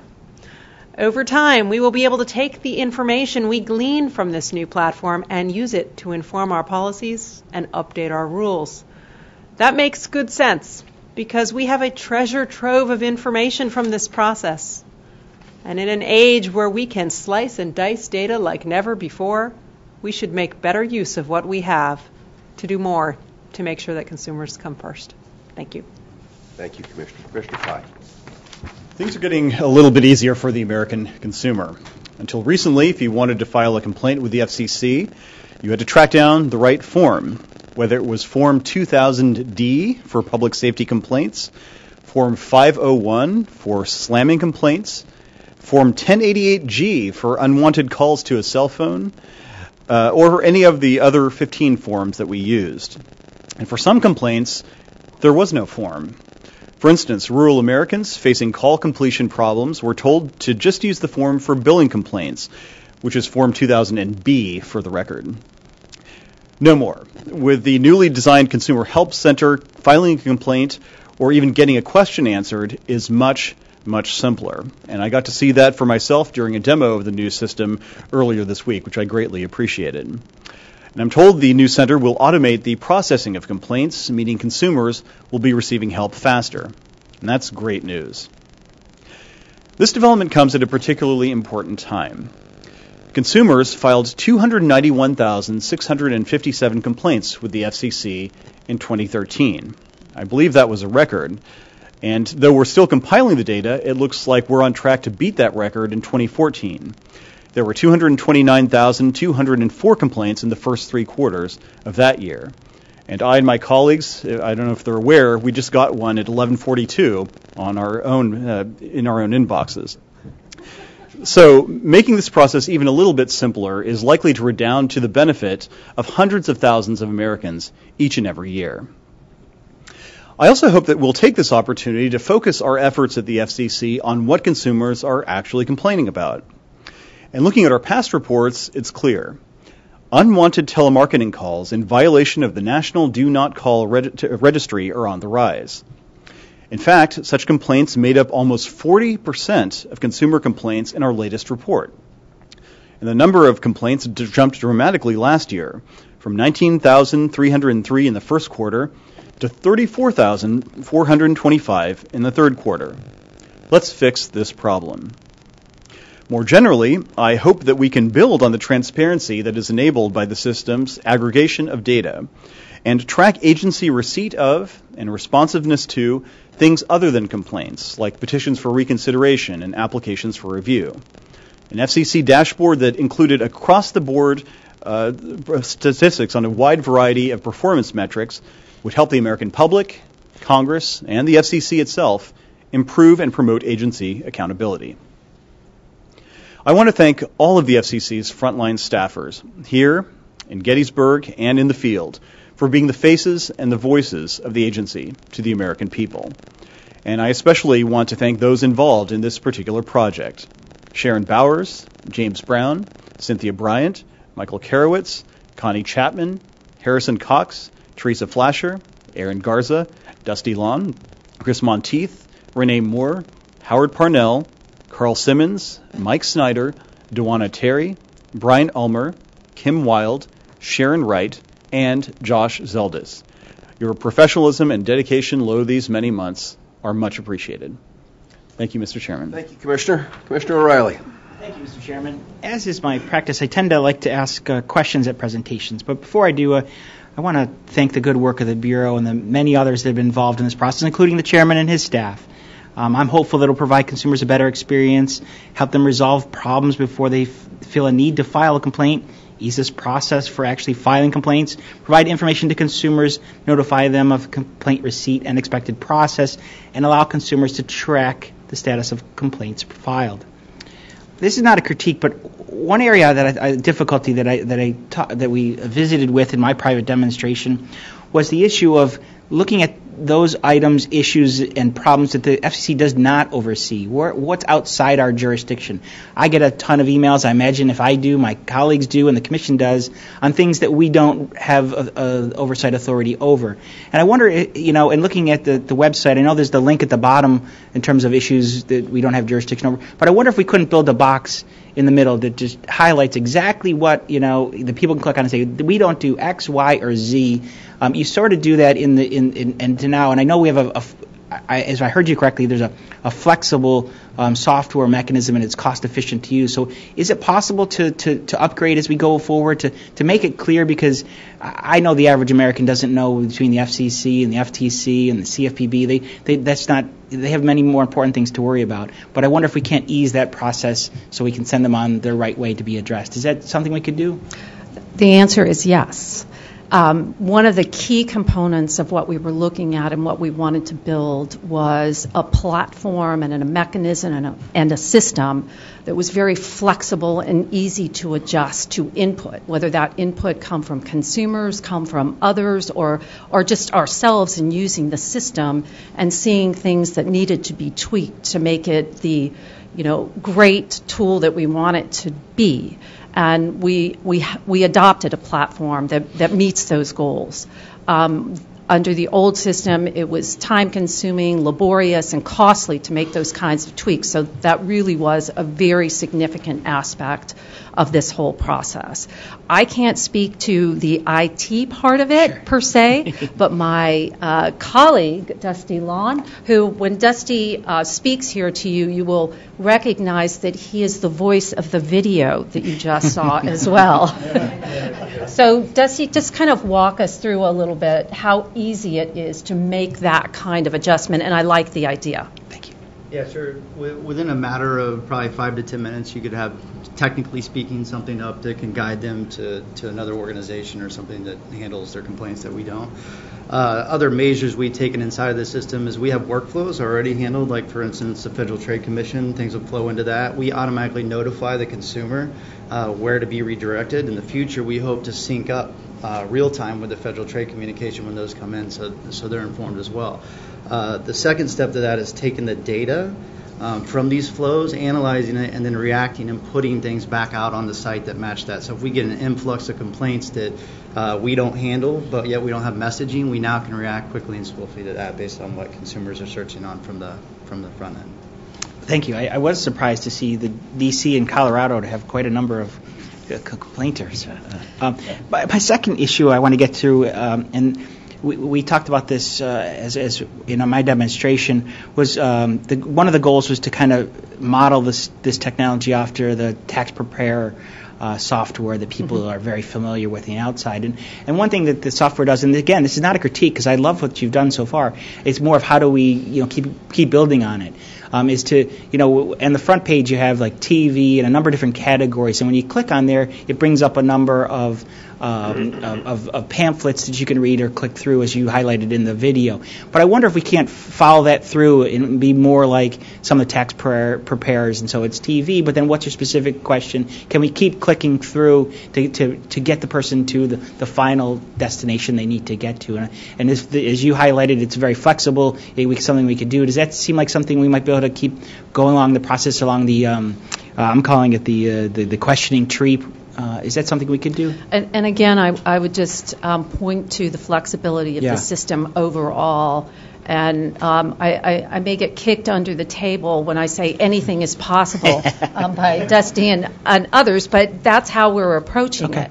So, all good ideas, we want to hear them, we want to incorporate them. We're looking at how consumers are using the site and analyzing that data. And obviously there are feedback mechanisms built into the system. So when we see that consumers may be having difficulty finding where they should file that complaint, we're going to react and make the necessary adjustments. Well, again, these are not in any way critiques or complaints to the complaint system or the consumer help system. I love what you've done, and I thank you for your hard work. Thank you so much. Thank you. Thank you, Commissioner. Let's see. improved customer service, lower cost, increased flexibility, and the ability to input into the policy process. Sounds like the definition of what good government ought to be about. So thank you very much, Chris, Michael, Dusty. You and James Brown are rock stars on this. And thank you all for what you have done. Appreciate it. Madam Secretary. Mr. Chairman and Commissioners, you will now hear an enforcement case for your consideration. A notice of apparent liability for forfeiture against a carrier for apparently violating Section 301 of the Communications Act, as well as Sections 1.903A, 1.947A, and 1.947B of the Commission's rules. Thank you, Madam Secretary. Let me see if I can give a little background to what's going on here, because this is atypical for us. For the last 6 weeks, all of the commissioners have had before them the Enforcement Bureau's recommendations in this case. 3 commissioners have voted, 2 have not, and the statute of limitations expires tomorrow, something that everybody understood 6 weeks ago. Given the sensitivity of the law enforcement issue before us, the Bureau will provide an abbreviated version of the typical presentation describing the draft notice of apparent liability for forfeiture after the vote, rather than before, in order to avoid disclosing non-public information in advance of the Commission's decision. I'd appreciate it if our General Counsel, John Sallet, could explain briefly for everyone why we've taken this approach. Mr. Chairman, Commissioners, because not all 5 commissioners have recorded their votes on this item as of this morning, we're going to proceed to a formal vote. And prior to that vote, there are 3 points that I'd like the Commission to keep in mind. First, it's the long-standing practice of the Enforcement Bureau and the Commission that the name of the target of an investigation is not disclosed until and unless the Commission decides to take enforcement action against that target. This is an important point. Fundamental fairness dictates that we should not prejudice parties by disclosing that they are under investigation. We should wait until a notice of apparent liability has been voted before identifying a target. Secondly, we should be careful not to disclose investigatory techniques and procedures which could interfere with this and other cases. And finally, the subject of the investigation has requested confidential treatment of certain parts of the record. We should also be mindful of not disclosing that information in this forum. Thank you, Mr. Chairman. Thank you, John.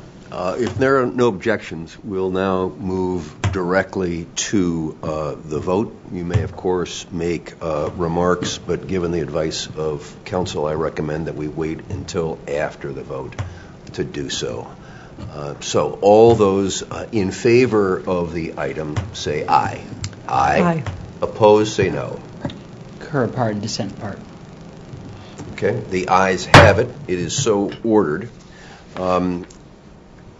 Madam Secretary. The Enforcement Bureau will now provide a brief presentation on the adopted enforcement action. Thank you. Mr. LeBlanc. Good afternoon, Mr. Chairman and Dad, Commissioners. new father, Maya's dad. Thank you very much. Thank you very much, Mr. Chairman. And I'm so delighted to be here with all of you this morning. Thank you for approving the notice of apparent liability, charging AT&T with numerous apparent violations of the Commission's rules and a proposed fine of $640,000. This case involves the undisputed failure of one of the largest telecommunications service providers in the world to satisfy its most basic obligation as a Commission licensee, namely, to ensure its wireless licenses operate in accordance with their authorizations. Inexplicably, the apparent violations at issue occurred for an extended period of time, even after the company learned of the Bureau's investigation, a time, to be clear, that was years after AT&T should have known and corrected the unauthorized operations. These apparent violations involved a large number of stations and followed numerous earlier similar transgressions by the company. The significant fine proposed in this case serves as a warning to carriers that widespread, continued unauthorized operations will not be tolerated by the Commission. It makes clear that even the largest carriers need to ensure the licenses in their portfolios operate in accordance with their authorization. Even the largest carriers will be held accountable by the Commission. And most importantly, that the Commission's rules apply equally to all licensees, no matter how big they might be. With me to present the case is Paul Noon, Attorney Advisor in the Enforcement Bureau's Spectrum Enforcement Division. Also present from the Enforcement Bureau are Bill Davenport, Deputy Bureau Chief, Bruce Jacobs, SED's new chief, who we welcomed to the Commission earlier this month, and Pamela Harrison, Assistant Division Chief. Also with us at the table is John Schaubel, Deputy Division Chief in the Wireless Telecommunications Bureau's Broadband Division. Paul Noon will now present the case. Good afternoon, Mr. Chairman and Commissioners. Good afternoon, Paul. The item adopted today shows the Commission's dedication to preventing unauthorized radio operations from interfering with authorized radio communications in the United States and to facilitating the efficient administration of the radio spectrum. The facts are not in dispute. Over periods ranging from approximately 3.5 years to over 5 years, AT&T operated numerous common carrier fixed point-to-point microwave stations throughout the United States without proper authorization and without filing required license modification notices with the Commission. This case began in 2012 when, during settlement negotiations with AT&T regarding two facilities that it was operating at variance with their licenses, the company indicated that it had discovered other inconsistencies between the license parameters and the constructed facilities of hundreds of additional licenses acquired since 2009. In light of this new information, the Enforcement Bureau expanded its investigation to include the unauthorized operations of these additional AT&T licenses. Years after acquiring the licenses at issue, and almost a year after its initial disclosure to the Enforcement Bureau, AT&T finally reported on its license review. AT&T admitted that of the 691 licenses it reviewed, it had discovered that 50 licenses required the filing of a major modification application to bring the station into compliance. 9 required cancellation due to interference concerns, and 190 required the filing of minor modification applications. That's a compliance error rate of 36%. Out of these licenses, the Enforcement Bureau's investigation determined that just within the past year, AT&T engaged in unauthorized operations at 26 of its stations and failed to notify the Commission regarding minor modifications of an additional 8 stations. Indeed, AT&T has still not filed 5 of the necessary major modification applications and 2 of the minor modification applications it identified. Today, the Commission has charged AT&T with apparently violating Section 301 of the Communications Act and Sections 1.903A and 1.947A and B of the Commission's rules. Section 301 and Section 1.903A prohibit the transmission of radio communications except under and in accordance with a Commission-granted authorization. Section 1.947A states that all major modifications require prior Commission approval. While minor modifications do not require prior Commission approval, licensees must inform the Commission within 30 days of implementing the changes. Although the proposed penalty amount is significant, it helps ensure that rule violations are more than just a cost of doing business for AT&T, which is a multi-billion-dollar global enterprise with reported revenues of $128.8 billion for the fiscal year ending 2013. As a large and sophisticated licensee, AT&T is well aware of the fundamental licensing requirements imposed by the Communications Act and the Commission's rules. AT&T acquired these licenses in deals worth over $1 billion and affecting 1.5 million subscribers. A 5-year delay in reviewing these licenses and bringing its operations into compliance is unacceptable. nor does AT&T's disclosure of the violations at issue in this case warrant a downward forfeiture adjustment. The company inexcusably delayed reviewing its acquired licenses, taking corrective action, and submitting corrective filings. In addition, the scale and scope of AT&T's noncompliance demonstrate an egregious pattern of misconduct warranting a significant penalty. In light of AT&T's ability to pay, the egregiousness of the violations, AT&T's lengthy delay in ensuring that it was operating the stations within the terms of their authorizations, its failure to be in compliance even today, and the large number of licenses at issue, the Enforcement Bureau supports the Commission's adoption of this Notice of Apparent Liability. Thank you. Thank you, sir. Commissioner Clyburn. I would like to thank the Bureau for bringing this to our attention. You have followed up on what is an important the important levels of standards that all must adhere to, and all I will say is thank you for bringing that up to our attention. Thank you, Commissioner. Commissioner Rosenworcel. Commissioner Pye. Short statement. In this Notice of Apparent Liability for Forfeiture, or NAL, the Commission proposes to fine AT&T $640,000 for alleged violations relating to the operation of 34 fixed point-to-point microwave stations. It appears that the company operated at least some of these stations at variance from their authorizations. So in my view, it is certainly appropriate to move forward with an NAL. Nonetheless, there is a troubling lack of transparency in today's item. As a result, I'm only voting to concur. Some of the item's omissions are glaring.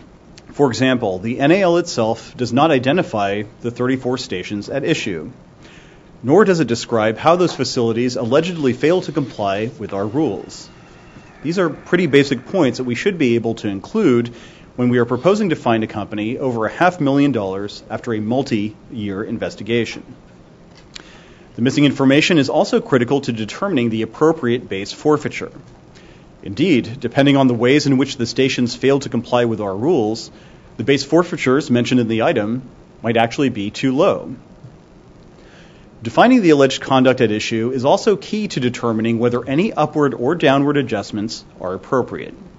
The NAL proposes to quintuple the base forfeiture amount, citing, among other things, the egregiousness of the conduct. But it's difficult to assess how egregious it was because critical information about the company's conduct remains unknown. And it's difficult to square that determination with the fact that the licensee voluntarily brought these issues to the FCC's attention in the course of bringing licenses it acquired from third parties into its license management and compliance system. Therefore, I cannot conclude at this point that such a large upward adjustment is warranted. Given the item's omissions, my office reached out to Commission staff over 2 weeks ago, well before 3 votes had been cast. We asked repeatedly thereafter to see the missing data. Thankfully, my office was given some of this information yesterday. While it shows that the FCC still doesn't know the ways in which all 34 stations allegedly failed to comply with our rules, I'm comfortable that there is now an adequate factual basis for us to move forward with an NAL and to give the licensee an opportunity to respond to these allegations. I look forward to working with my colleagues and the staff in the Enforcement Bureau as the record develops. Commissioner O'Reilly. Thank you, Mr. Chairman. I know that the point was made that this has been out there for 6 months, and I know no one was implying that I was sitting on my hands because that was not to be the case. I actually did follow up a number of times, so I do have a statement. For the Commission's enforcement process to retain credibility and actually be functional, as it is designed to deter future incidents and justly penalize violators, the public must have faith that the calculations of forfeiture amounts are transparent and consistent. Although I've seen some improvements in determining base forfeitures, it is our implementation of upward and downward adjustments that continues to trouble me because there's been a lack of hard justifications for the adjustment amounts.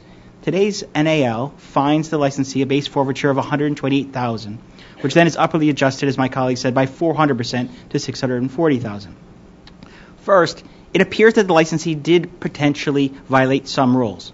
Therefore, I can support the issue of issuance of an NAL, but I can only concur with the base forfeiture amount. Specifically, the item does not contain sufficient information about the precise violations that are within the statute of limitations, and I'll get to that theme. The item neither describes the exact nature of the wrongdoing, nor does it disclose when each of these violations occurred and when they were rectified. Instead, it just states that 34 licenses were not in compliance with the Commission's rules within the last year. My staff and I received supplemental information from the Enforcement Bureau to try to determine the exact extent of the violations. This seemed to suggest violations ranging from changes in site elevation and transmitter locations to failure to update contact information. But the information is incomplete. If this NAL proceeds to forfeiture order, I would expect a more fulsome discussion of the actual violations. This brings me to my second point. It's hard to fathom how a 400% upward adjustment is warranted on such few facts. The Commission calculates this additional penalty by increasing the base forfeiture by 100% for each of the following: the egregiousness based on the number of licenses involved, the duration of the violation, prior violations, and 4, the licensee's ability to pay. But the NAL does not provide specific information to support the majority of these increases, except for the general discussion of possible violations associated with licenses acquired by the licensee from third parties between 2009 and 2012, many of which are outside the statute of limitations. I am left to conclude that a portion of the hefty upward adjustment may, in fact, be a penalty for these additional violations do not fall within the statute of limitations period. There's Commission precedent that allows the violation to occur outside the statute of limitations period to be used to measure the culpability of the licensee and inform the forfeiture amount. But there is no discussion of prior violations by the licensee in this document. I have to ask whether the violations referenced are related to a previous consent decree entered by the licensee, which is not even mentioned in the item, or the alleged violations of which many are outside the statute of limitations. If the upward adjustment is based on apparent violations that are outside the statute of limitations, I would have deep concerns as the Commission did not verify or act upon these violations. Given the scope of the issue at hand, it seems comparable to a traffic cop issuing a speeding ticket and then trying to increase the size of the fine because the motorist admitted to speeding last week when no cops were around. Overall, this does not appear to be aligned with the spirit and purpose of statute of limitations. If the Commission is attempting to send a signal that it intends to be aggressive on enforcement actions, it also needs to be right and just.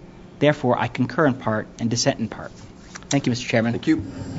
You know, there's been observations about a lack of transparency and process in this. Let's begin by reminding ourselves that what we're dealing with are facts that are not in dispute, and that process works when process is used. That when something is put out in the middle of December with full notice that the statute of limitations expires the last day of January, that engaging in the middle of January for the first time is not exercising due process, is not taking advantage of opportunities for transparency. None of the issues that we've heard about this morning were prohibited from being dealt with by engaging while people weren't.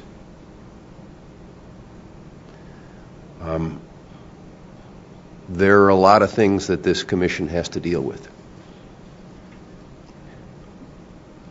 There is a lot of belief that all of us have in the importance of process and procedure. But process and procedure have to be used. They can't, this isn't an 11th hour fire drill where you then can complain about a lack of process and procedure that you haven't availed yourself to in the first place.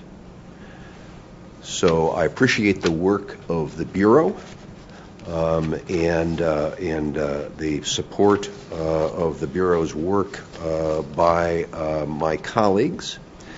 And let me just ask if there are any comments or statements or announcements that any of my colleagues would like to ask? Commissioner Clyburn, you are nodding your head.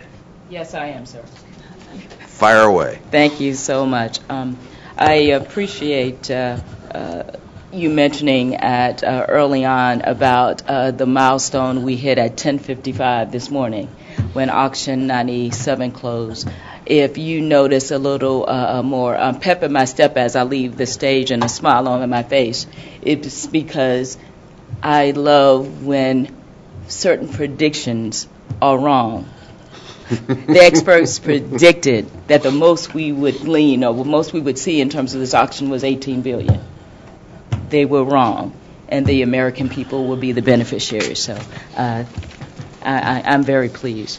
So I want to, again, congratulate the LeBlanc family for their new addition. She's adorable. Got her looks from her mom. And no, seriously. No, that's another 5-0 vote. But, Mr. Chairman, I want to, again, thank you for allowing me to really formally introduce and welcome the spring 2015 law clerks in my office to this agency. I'm proud to say that we have 3 outstanding young men this semester representing 3 distinct regions of our great nation. First up is Carter, used to having some females, sorry about that, Carter Mignon, whose office name is MacMan. Carter's a 3L from Florida State University Law School. He was a communication studies major at Florida State also, with a concentration in mass media studies. He is a member of the Florida State Law Review, and if he looks familiar to you, it's because was last summer in the Wireless Bureau. He's a Jacksonville native, the oldest of 5, and enjoys hiking, camping, and the great outdoors, which probably explains the fact that he was a competitive track and field miler for the Seminoles with a personal best of 4:44. You can tell by his posture, Mr. Chairman, that he still runs for fun, and you can tell by my circumference that I do not. But thank you very much, Carter. Did you say Florida State? I knew there, but do they play football there? So I'll let you guys handle that. Secretary Dortch, she might want to identify who the national champion, the undisputed first ever. The Ohio State University. Okay. Boom. I feel like I've been set up. Next up is Yusef Getachew, whose office nickname is Yogi. Yusef is 2L at George Washington University Law School, is an honor graduate of the University of Michigan, Mr. Chairman. You guys can talk about football rivalries and look ahead to the big Blues. There's no rivalry anymore. Oh, see, you know. This is why we were all rooting for Oregon. Yusef is also an FCC veteran, having spent last summer in the Wireline Competition Bureau. He's done internships on Capitol Hill with a top law firm here in the district, as well as a think tank. He is a D.C. native and is super passionate about this city, the city's sports teams, and he's a movie buff as well. Welcome. Last but not least is Alante Keels, whose office nickname is LT. Alante is a 3L at the University of Pennsylvania Law School, where he is the associate editor of the Journal of Law and Social Change and the executive editor of the Penn Technology Intellectual Property and Privacy Report. Alante was a dual threat in college, starting cornerback at Penn's Ivy League 2009 and 2010 championship team, as well as a top sprinter on Penn's Division I track and field team. Also a D.C. native, Alante will be splitting his time next summer between 2 leading law firms. I have an incredible team, a trio. They're all male, but I think I'll keep them. Thank you and welcome very much. Thank you, Commissioner. Commissioner Rosenworcel? Yeah, we've got some change in my office that I want to talk about a little bit today because, well, I'm going to start with the departures because I see them. They've come back today, so we can honor them. Yeah, they're sitting there in the corner. They're trying to be out of sight, but hopefully people can point them out. We'll start with David, who has served as my senior legal advisor for wireless issues, and he has been appointed chief counsel for communications policy for Congressman Frank Pallone, who is from New Jersey, and I think people here know serves as the ranking member of the United States House of Representatives Committee on Energy and Commerce.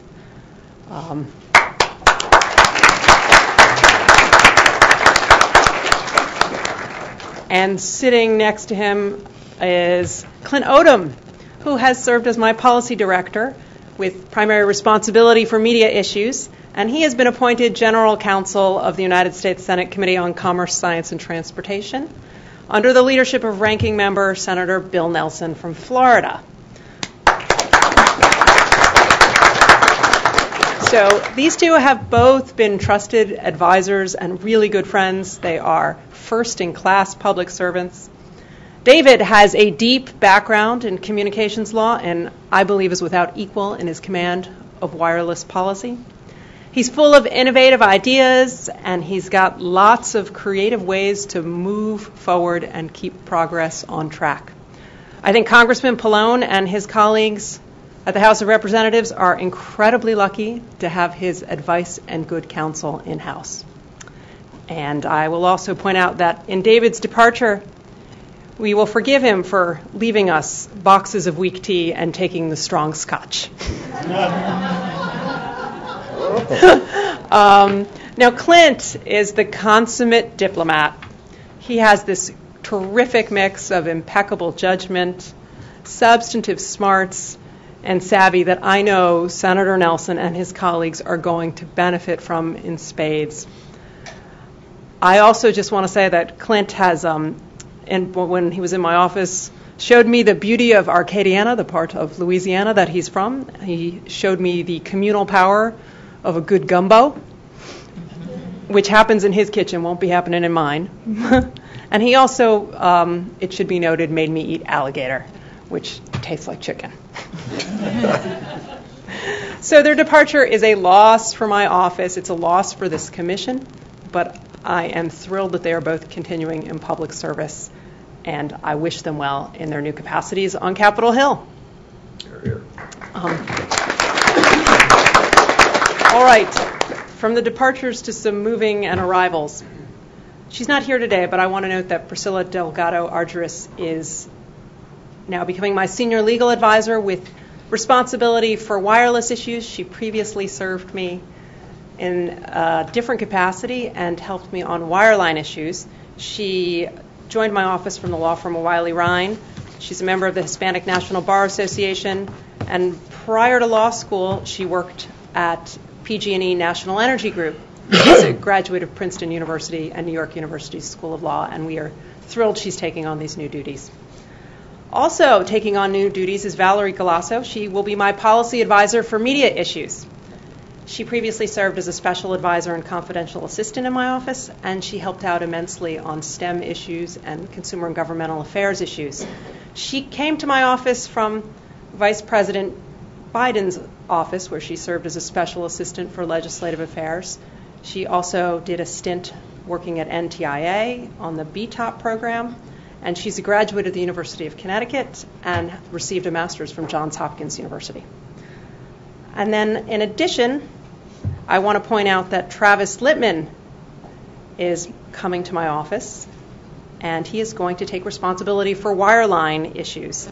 He previously served as counsel to the Senate Commerce Committee on detail, working on all sorts of technology and internet issues, and before going to Capitol Hill, he had a bunch of roles here, including in the Wireline Competition Bureau as Assistant Chief of the Telecommunications Access Policy Division and legal advisor to the Bureau Chief, and an attorney advisor in the Pricing Policy Division. Before coming to the FCC, he worked at two law firms, Wilkinson Barker and Davis Wright and Tremaine, and he hails from Colorado, where he attended the University of Colorado Law School. And now I'm especially interested in the fact that we learned from the Consumer and Governmental Affairs Bureau that people in Colorado complain more than our average. We're going to make Travis the expert on that. In addition, Jennifer Thompson is going to join my office as special advisor and confidential assistant. She comes having recently served as a press assistant in Senator Mark Pryor's office on Capitol Hill, and she is a native of Little Rock, Arkansas, and she is a recent graduate of Harvard University. She also, while there, worked as a research assistant for Professor Larry Lessig, so watch out. And then finally, I'd be remiss if I didn't note that Marquita Boozer will be staying with us and where she is. We rely on her immensely to keep us on schedule, keep the trains running on time, and make sure my office doesn't fall off the rails. So that's a lot of change, but I think there's a lot of good that's going to come from it. So thank you to everyone who's been a part of my team. Thank you. Mr. Chairman, you didn't try turtle soup? I actually had turtle soup, but that wasn't new to me. Okay. In fact, I had turtle and alligator on the same day, and Clint's definitely to blame for that. So now while we're talking about this, you are hosting, as I recall, the activities this afternoon? I am. And last time you did this, you had Clint's gumbo? I mean, exactly. So I know, it's legend, right? Did you negotiate on the way out that at least for this event he would have to? I'm a good negotiator, but I'm not that good. Mr. Potts. Just a few housekeeping matters before I get to my announcements. First, congratulations to Chief LeBlanc. It was on a very rainy day when you were running to a medical appointment, and I was holding you up, and he kindly humored my attempt to engage in some FCC talk, even though his wife was due for an appointment. I'm glad everything turned out okay, and you look remarkably well rested. I suspect, though, there's going to be a lot of this in your future. Secondly, thank you to the chairman for saving me a bunch of money. I had my life savings on the line in Vegas as to whether the phrase "The Ohio State University" would cross your lips today. Glad you came through. No. Wow. I think it was Marlene who said.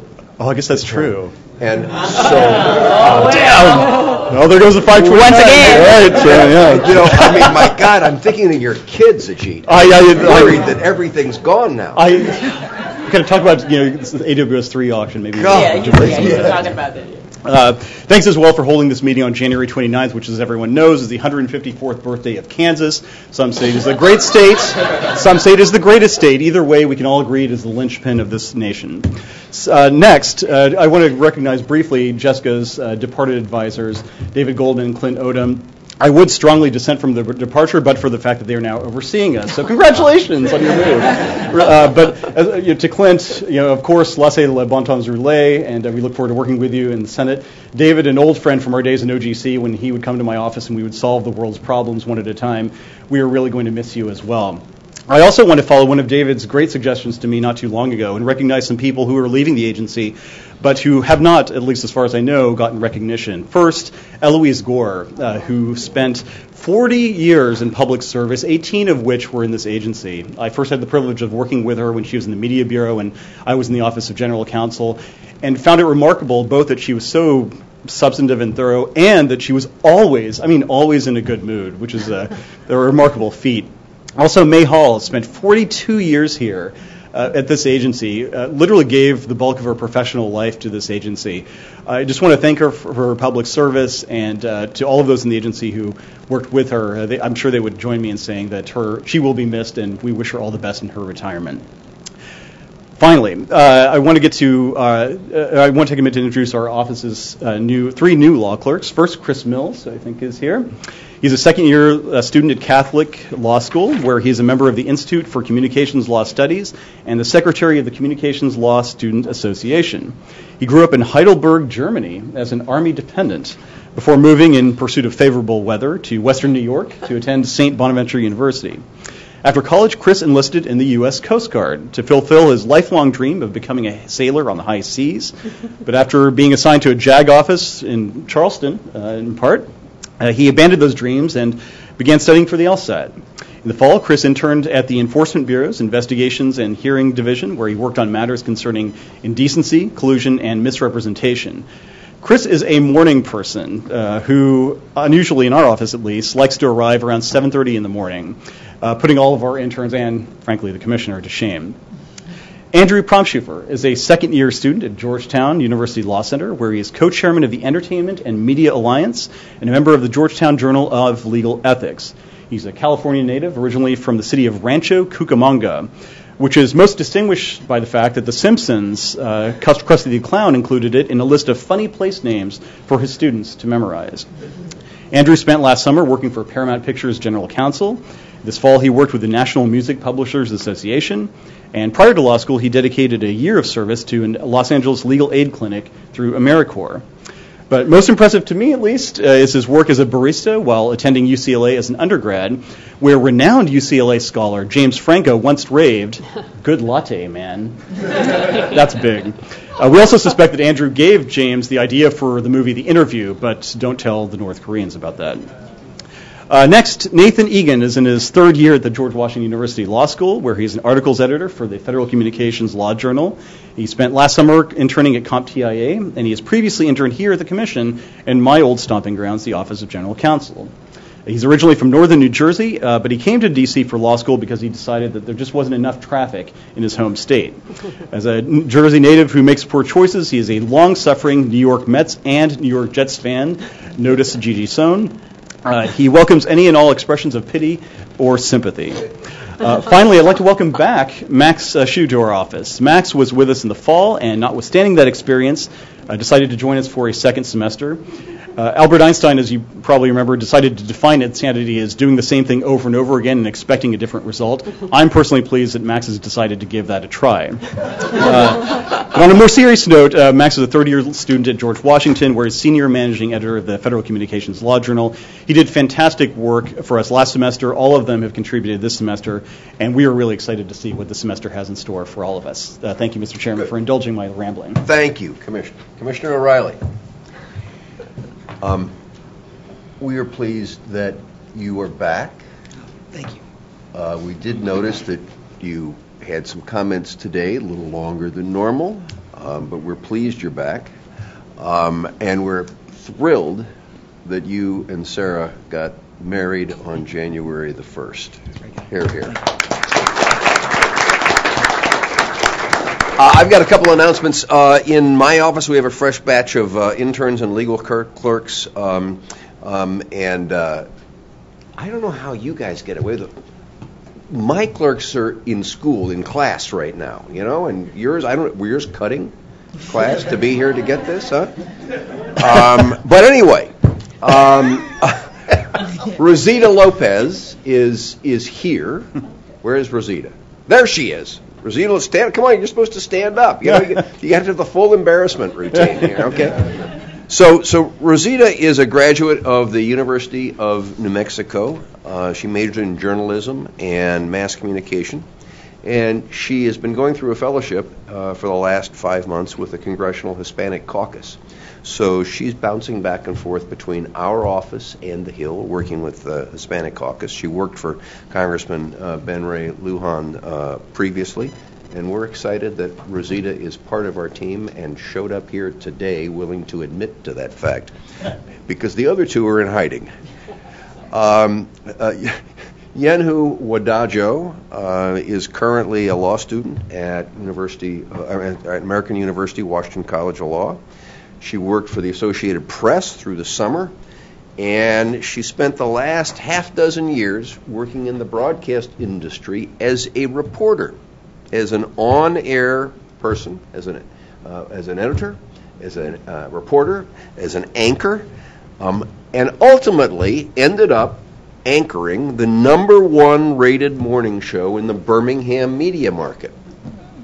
And now she's anchoring the #1 clerks team at the Federal Communications Commission. The other absent member is John Gasparini, who is a law student at George Washington University. He's worked for Sprint. He's also worked for the Voice on the Net Coalition, and he has written his. This is a fellow who really deserves to be here, and deserves all the full context of deserve, because his note that he wrote for the Law Review was on the IP transition, and we'll make him pay for that.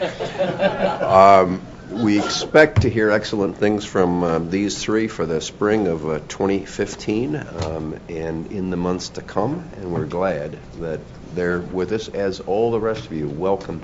I don't know about this nicknaming, though. We're going to have to work on this. How so? I mean, you're jealous because we have nicknames? I'm wildly jealous. Wildly jealous. Madam Secretary, would you like to tell us about what happens next? The next agenda meeting of the Federal Communications Commission is Thursday, February 26, 2015. Thank you very much. Until then, we stand adjourned.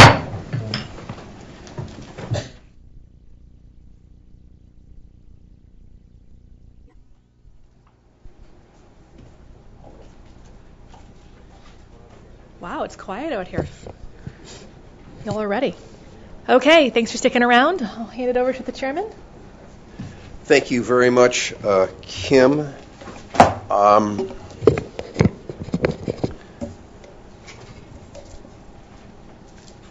As I mentioned a few moments ago, the AWS-3 auction has come to a close.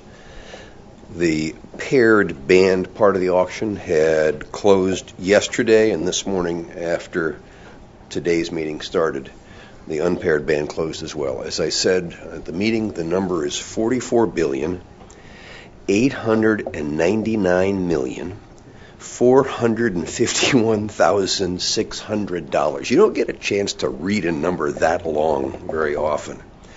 I also the reason I was looking at my phone when I came up here is that literally I got a text message as I was walking in from Chairman Greg Walden, the chairman of the House Telecom Subcommittee, saying congratulations on the AWS-3 auction.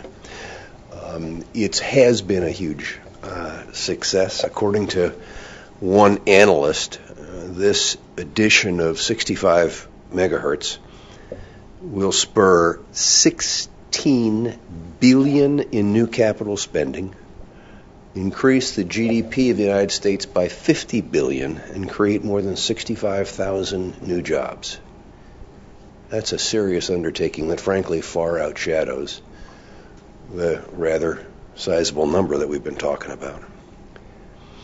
And apropos of Congressman Walden's text message, this auction is also proof that government works best when everybody is pulling in the same direction.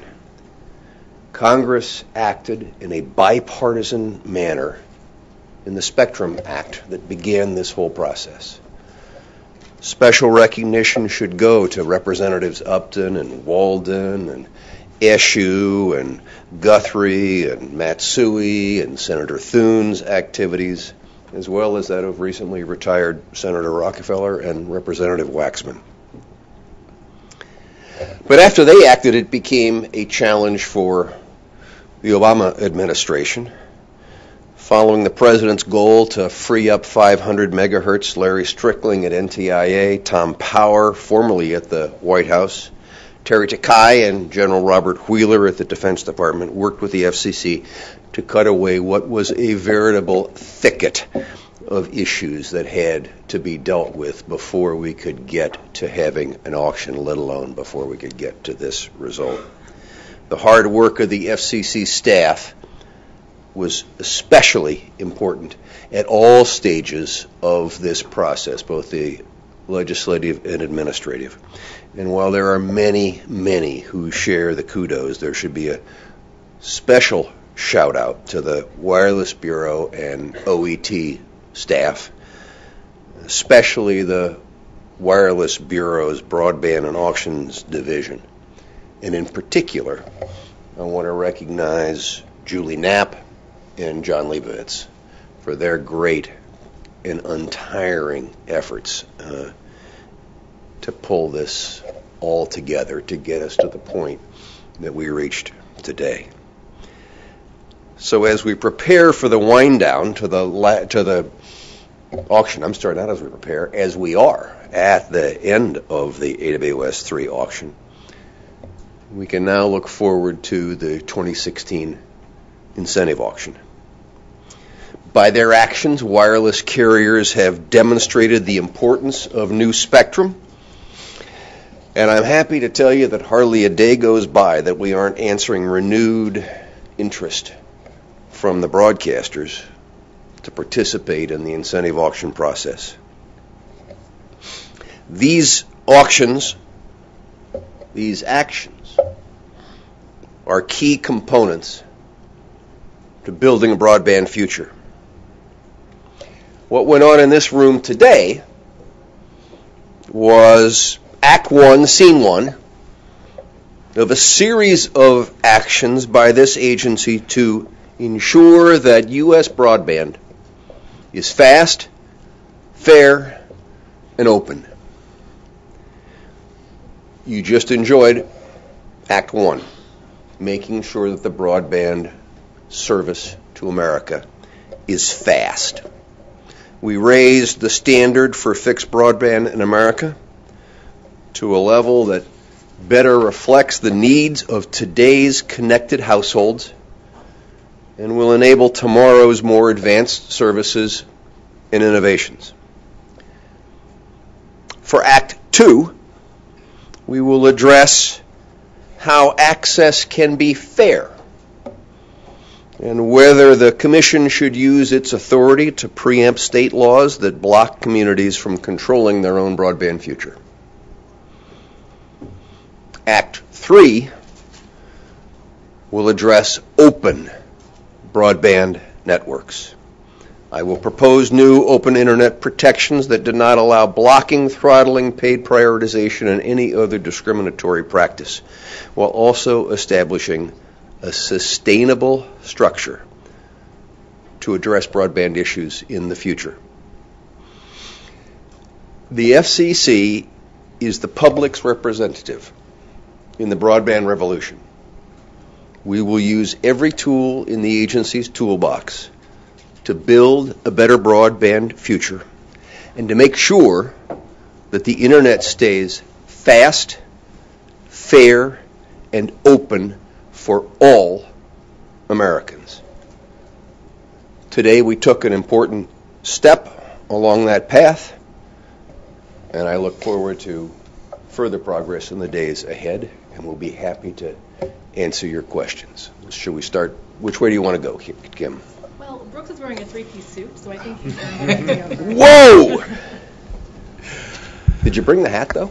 Oh, yeah, of course. Okay, good. I just don't wear it in here out of respect for the office and the officers. Are you going to include internet interconnection in the net neutrality order? So, excuse me. I think that it is important to recognize that in all of the open internet issues, we are still working on the process. Nothing has been decided, and that we will announce that when we release white copy next week. Brandon. Hi, Chairman. You've said a number of times that you think wireless rules should apply to wireless for net neutrality. I'm wondering what your thoughts are on the zero rating issue, whether that's something that could be good for consumers or whether that's something that hurts consumers. So again, I think that we're going to use all the tools in the toolbox, and that next week the kinds of answers that you're talking about will be made manifest. Brian. Hi, Mr. Chairman. Hi, Brian. Yep. Sorry. Breaking the equipment. So speaking of the toolbox, the GOP in Congress is working on legislation that would seek to restrict the FCC from reclassifying broadband under Title II, would also seek to restrict the FCC's authority under 706. Can you sort of offer a comment on that and the possibility that could happen? Obviously, the Congress is the Congress. They can write whatever rules they want to write, and we respect that ability of theirs. But I think that we're at a fork in the road. That the question is, whose internet is it? And as you just suggested,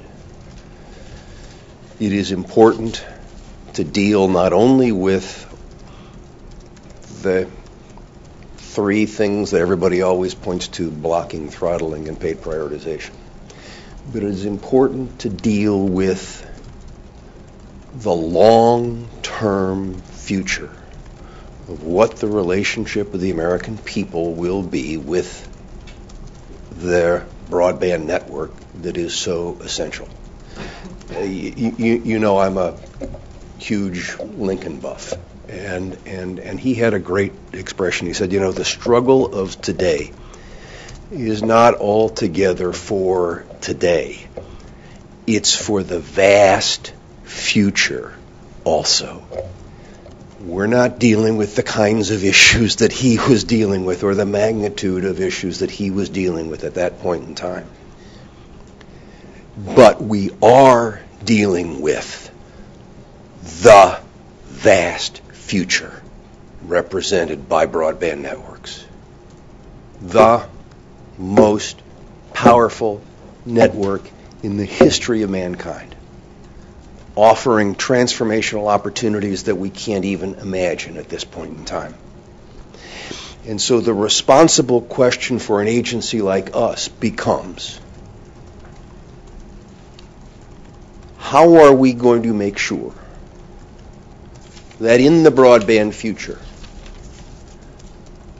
there are yardsticks in place to determine what is in the best interest of consumers as opposed to what is in the best interest of gatekeepers?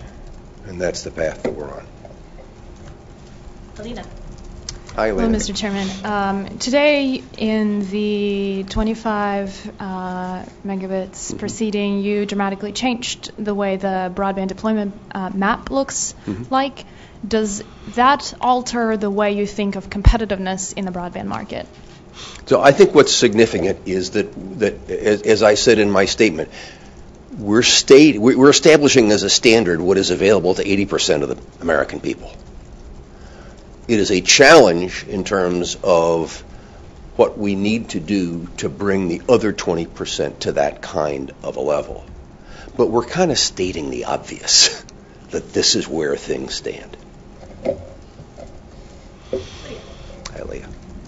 Thank you. Can you provide any thought on what the current status is of whether all the net neutrality rules will be applied immediately or whether there will be some sort of phased-in implementation? I think we ought to wait till next week on that. Julia. Thanks, Mr. Chairman. You just said government works best when everybody's pulling together. Do you feel that the Congress is pulling in the same direction as you are right now, or are you two opposed in any way? I'm really pleased that Congress is focusing on the question of open internet and the importance of there being open internet and a broadband future. And like I said, I think we're at a fork in the road as to what decisions get made about that. But I think we're both talking about it now, which is a significant step forward. Yeah. Hi there, Mr. Chairman. Hey, Dave. The term public interest standard is widely used by the FCC but rarely defined. Can you please tell us what it means? Oh, David, there is N+1 years of use of it and jurisprudence on that, and it would not be beneficial to either you or me for me to sit up here and wing the concept. But this is not an undefined term. Can you give me just sort of a very short primer? This is not an undefined term. But it's such a fundamental term. This is not an undefined term. This is not a term that hasn't been used before. This is not a term that hasn't been adjudicated before. And so, when we talk about the public interest, convenience, and necessity, that is a known quantifiable concept. Gotham. Thanks, Chairman. Did you know the President was going to explicitly call for Title II reclassification of broadband before he did so in November? Well, as I think you know, that Jeff Zients came and told me that.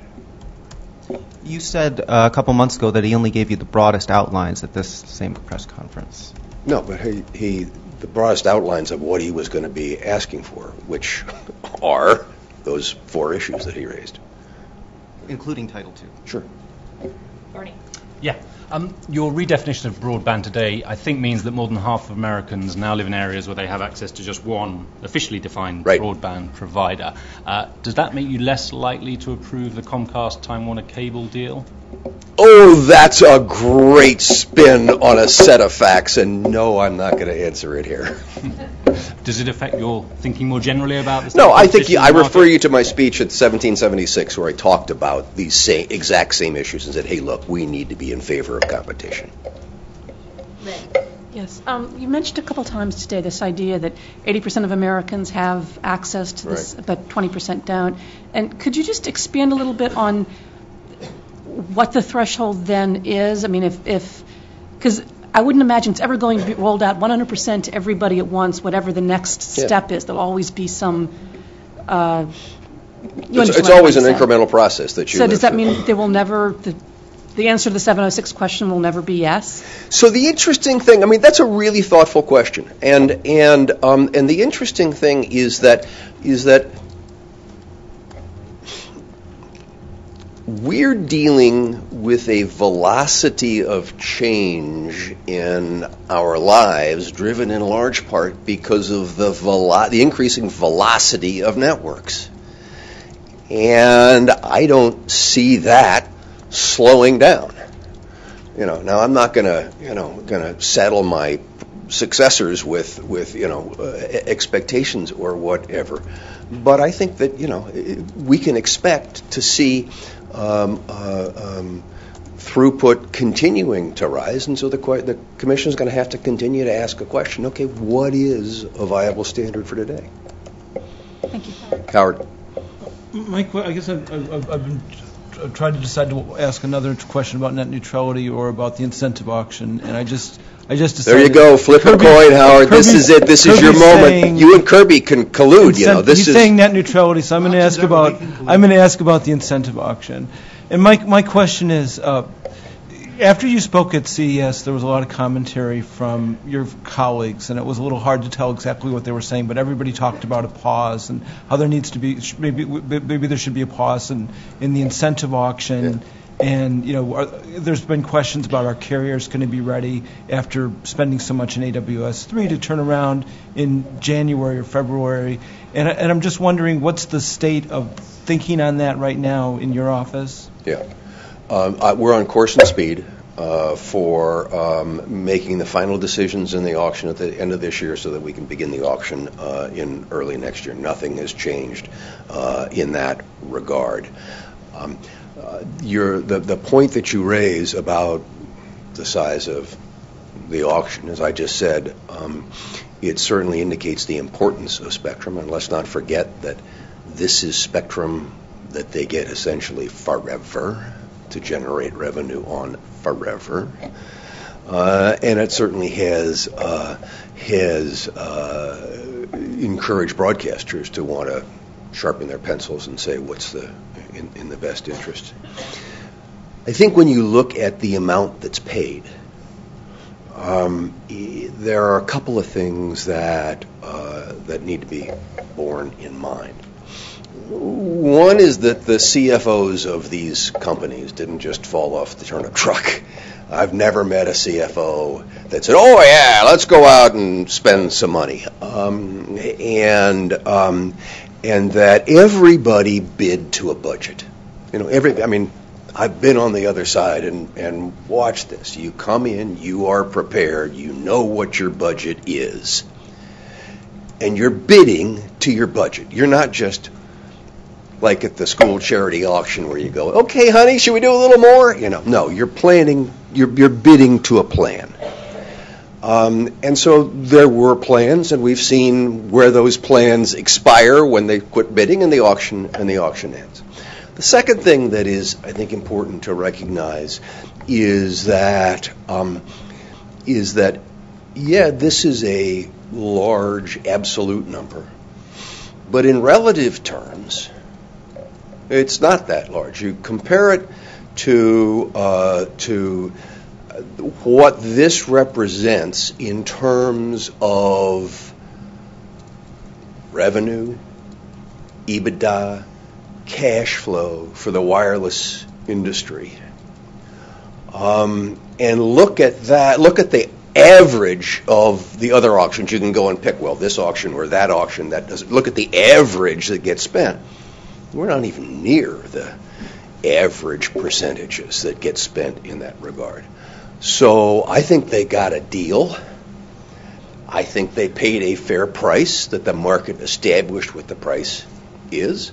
And I think people bid to a plan and their expectations. And they also knew that there's another auction coming. That's not a surprise. And auctions always tend to move in pairs like this anyway. So that's a long-winded answer, but I think that all of these move together, and yes, we are on course and speed for 2016. Paul, so which one are you going to ask then? Well, he took my question, so I'll ask you another one. You praised Commissioner Pai for his work on MLTS. Yeah.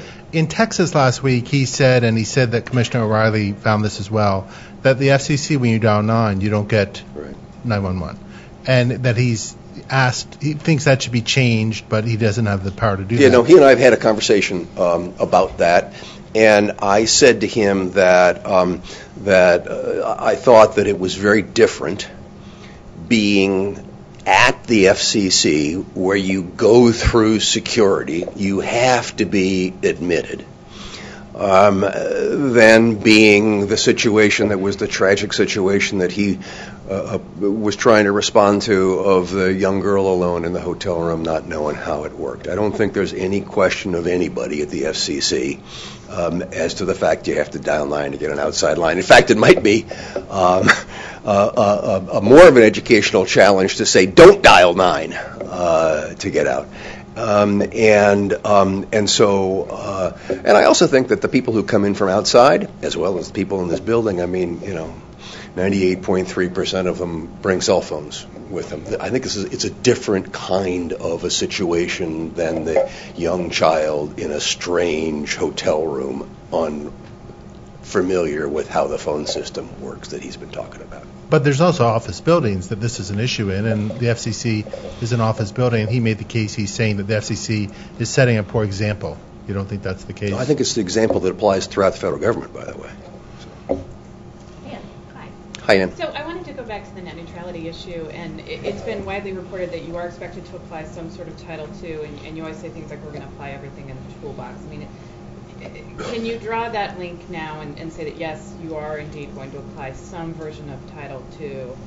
Did Obama his announcement have any influence on that? And then also, what did you think about the GOP request that you release some of the plan before the vote? Golly, that's 3 in 1. Let me see if I can roll them together here. So at CES, I tried to give insight into my thought process and how it had moved along, and as you know from hopefully watching that video, I indicated that I was looking for alternatives in the summer, long before the president made his speech or filed his letter. Insofar as the process question, the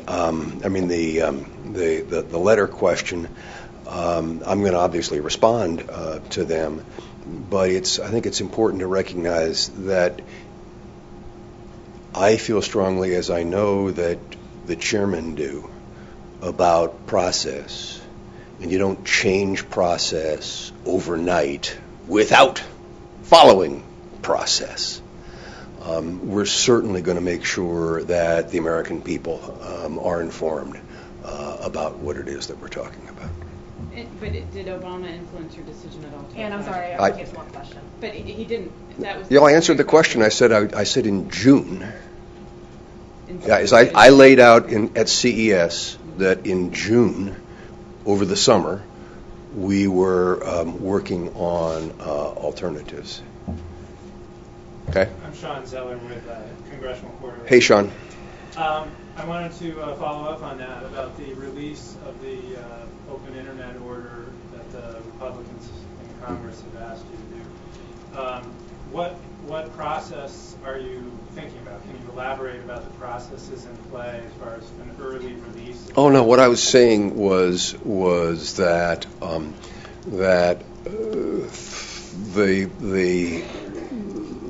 the precedent here through Democratic chairman and Republican chairman has always been that, just like in the court system and elsewhere, that when you're handling cases like this, you have an internal discussion, and then you release what the result of that vote is.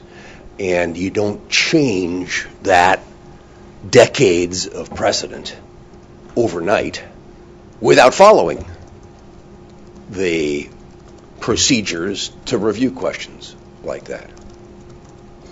Todd. I've been asked to use the microphone, so let me move to a microphone, if I may, Paul. Thank you. It's that good a question. No, it's not, but I'm following process. Hi, Mr. Chairman. Todd Shields, Bloomberg News. Will you include wireless in the net neutrality order next week? Thanks. So I've been pretty direct today in saying that that we'll all wait till next week to see what the details are. I don't think you have to be a mind reader to read my speeches, however, including when I went to meet with CTIA, but we'll wait and see what happens next week. Great. Thank you, everyone. Thanks. If you have specific questions on any of the items, the Bureau staff will be available to answer them right after this. It's good process.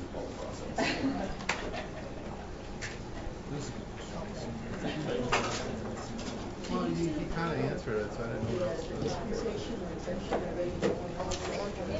know. This is the portion where we have Bureau staff available for questions. If anybody has questions, we'll just kind of run through the agenda in order. Are there any questions for the Public Safety Bureau? This started. I'm sure we have agenda questions. Okay. And ask as many as we could get in. But before Wednesday did this. You colluded on them?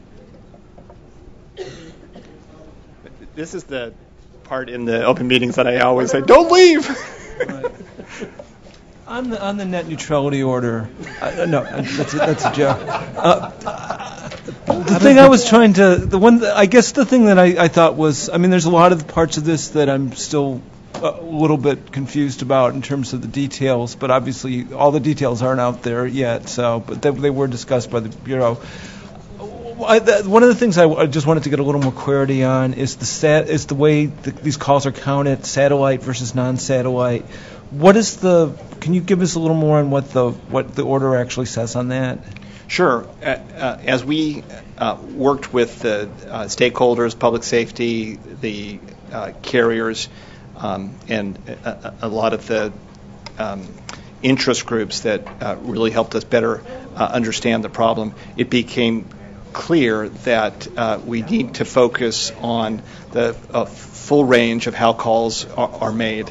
And so we will track calls that are satellite-based, and we'll track calls that begin to get the location provided through dispatchable location. And then there's a third category of calls that may receive some cues from satellites and or not, but use alternative technologies to solve the indoor problem. So the order ensures that we will get detailed data in each of those bins from the carriers so that throughout this we can get a very good understanding of how many calls are being having location provided by which technology, and then ensure that as we then apply that to the milestone metrics, that we have a very clear understanding of technologies that are working, technologies that aren't, and whether or not we are in fact addressing the indoor problem. So that's kind of the substitute for doing the non-satellite language, which the staff specifically thought was a good proxy to focus on indoor. we haven't changed at all, have never changed how we in the Bureau feel that we need to track all calls and the inputs that we're going to get from the carriers will always give us the detail on the use of each of the technologies and how well that's working in the measured areas.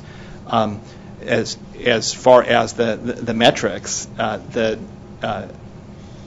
percentages by year for the metrics taken into account the fact that we've got a longer track record with outdoor calls with satellite provided and other outdoor technologies than we do indoor, and we're very confident that the measurements of all of the bins will let us see what's going on, and that the metrics applied to the totals will give us the right ability to ensure that that inside problem is getting fixed.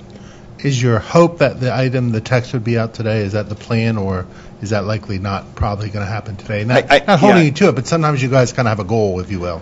We have a good track record in the Bureau of getting it out same day. I think on this one, because of the significant interest by the different offices and some of the just the more technical aspects of the order, that it'll be out very soon. We're shooting for days. Okay. Thank you, sir. Yeah. Any others on this? Okay. I think the next is the Wireline Bureau on the broadband progress report, please.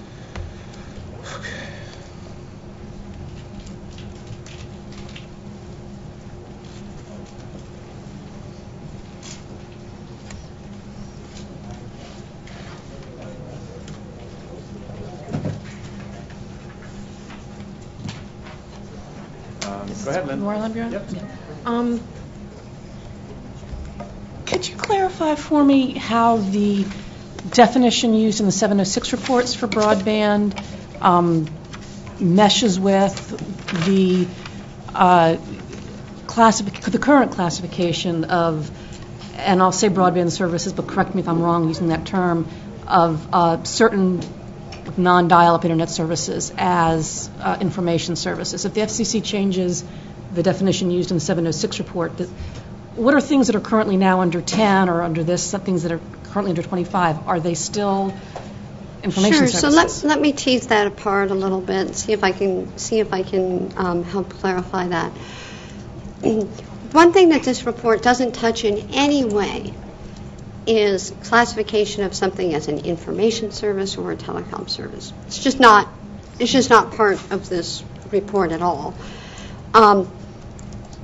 What it does do is drill down on the particular statutory definition in Section 706, which actually isn't broadband. Yeah, that was my other. Advanced telecommunications capability. Okay. So in other contexts where the Commission uses the term broadband, we're just going to have to look at that specific context to figure out, do they mean only 25.3 or better, or do they just mean anything faster than dial-up? Meaning an always-on broadband connection. So it's just going to be specific to individual proceedings. There's no change in rules or regulations that comes out of this report. If I could follow up then on that. But it is specific to how you treat 706. So can the FCC use the finding that it's not being deployed, that things of 25 and above are not being deployed in a timely and reasonable fashion to justify the regulations that the court has now said you have this affirmative authority under 706 to do things to services that are themselves not 25 and above, that aren't. So the report really doesn't go into at all sort of the contours of what you could do with that authority. What the report does say is we found that advanced telecommunications capability is not being deployed in a reasonable and timely fashion.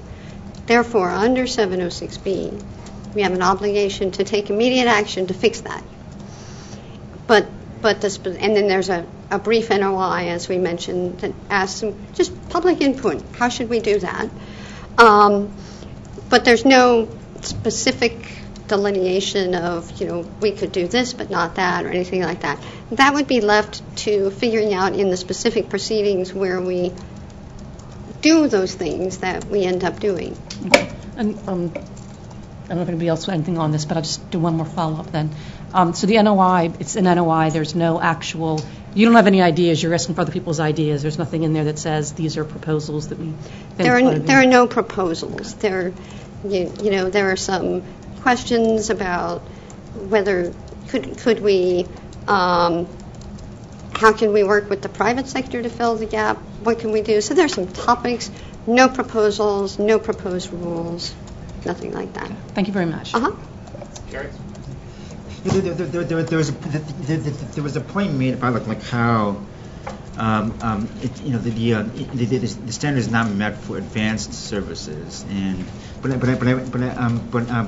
was there like a judgment made for like basic services? Like does the report say it is being basic services being deployed in a timely, reasonable manner? But actually, I'm sorry. Go ahead. Oh.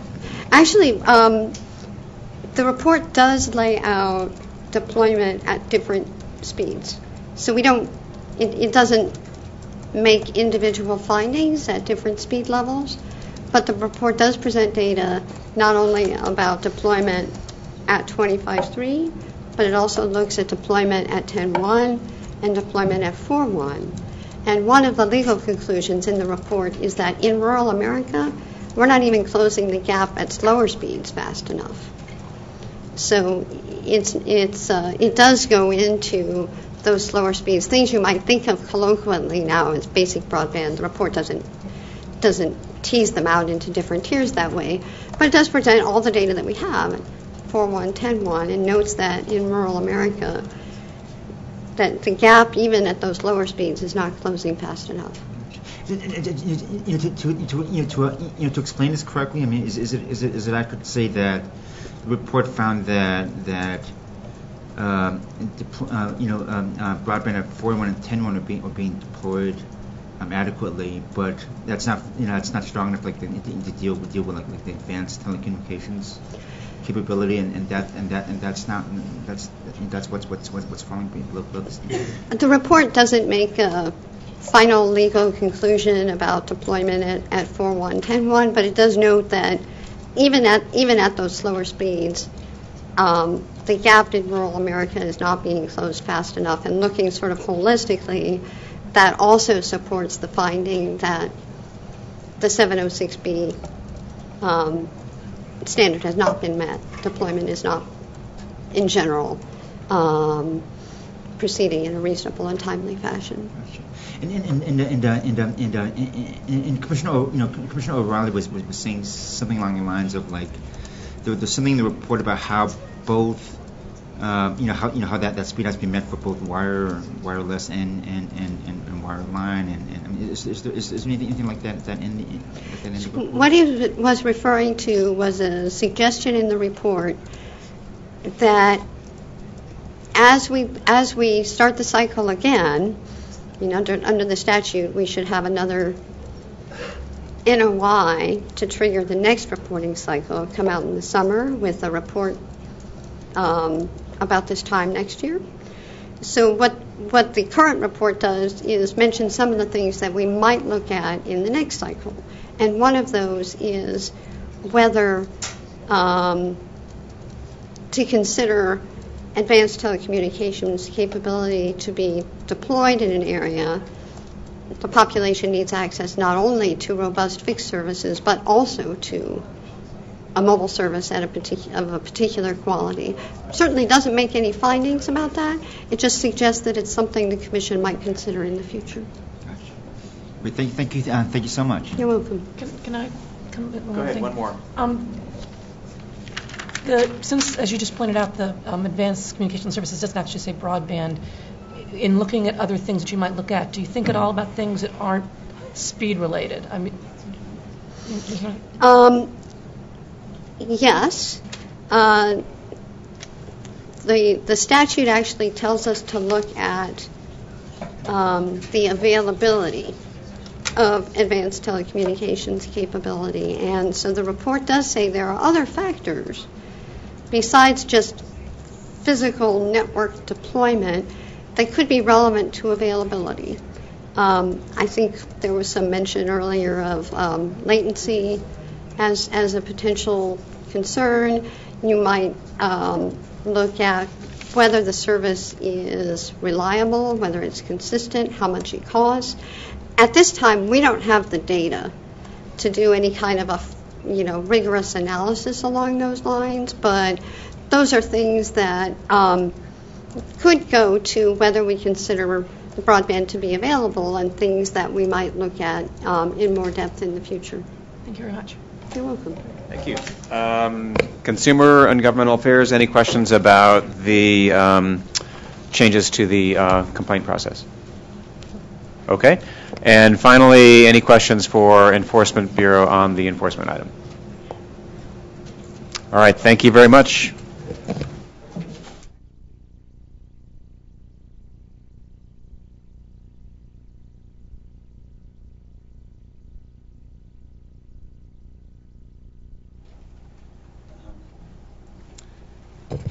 Thanks for your attention. I just wanted to take a second to respond to a statement that I understand or I heard from the dais a short while ago with respect to direct dialing of 911.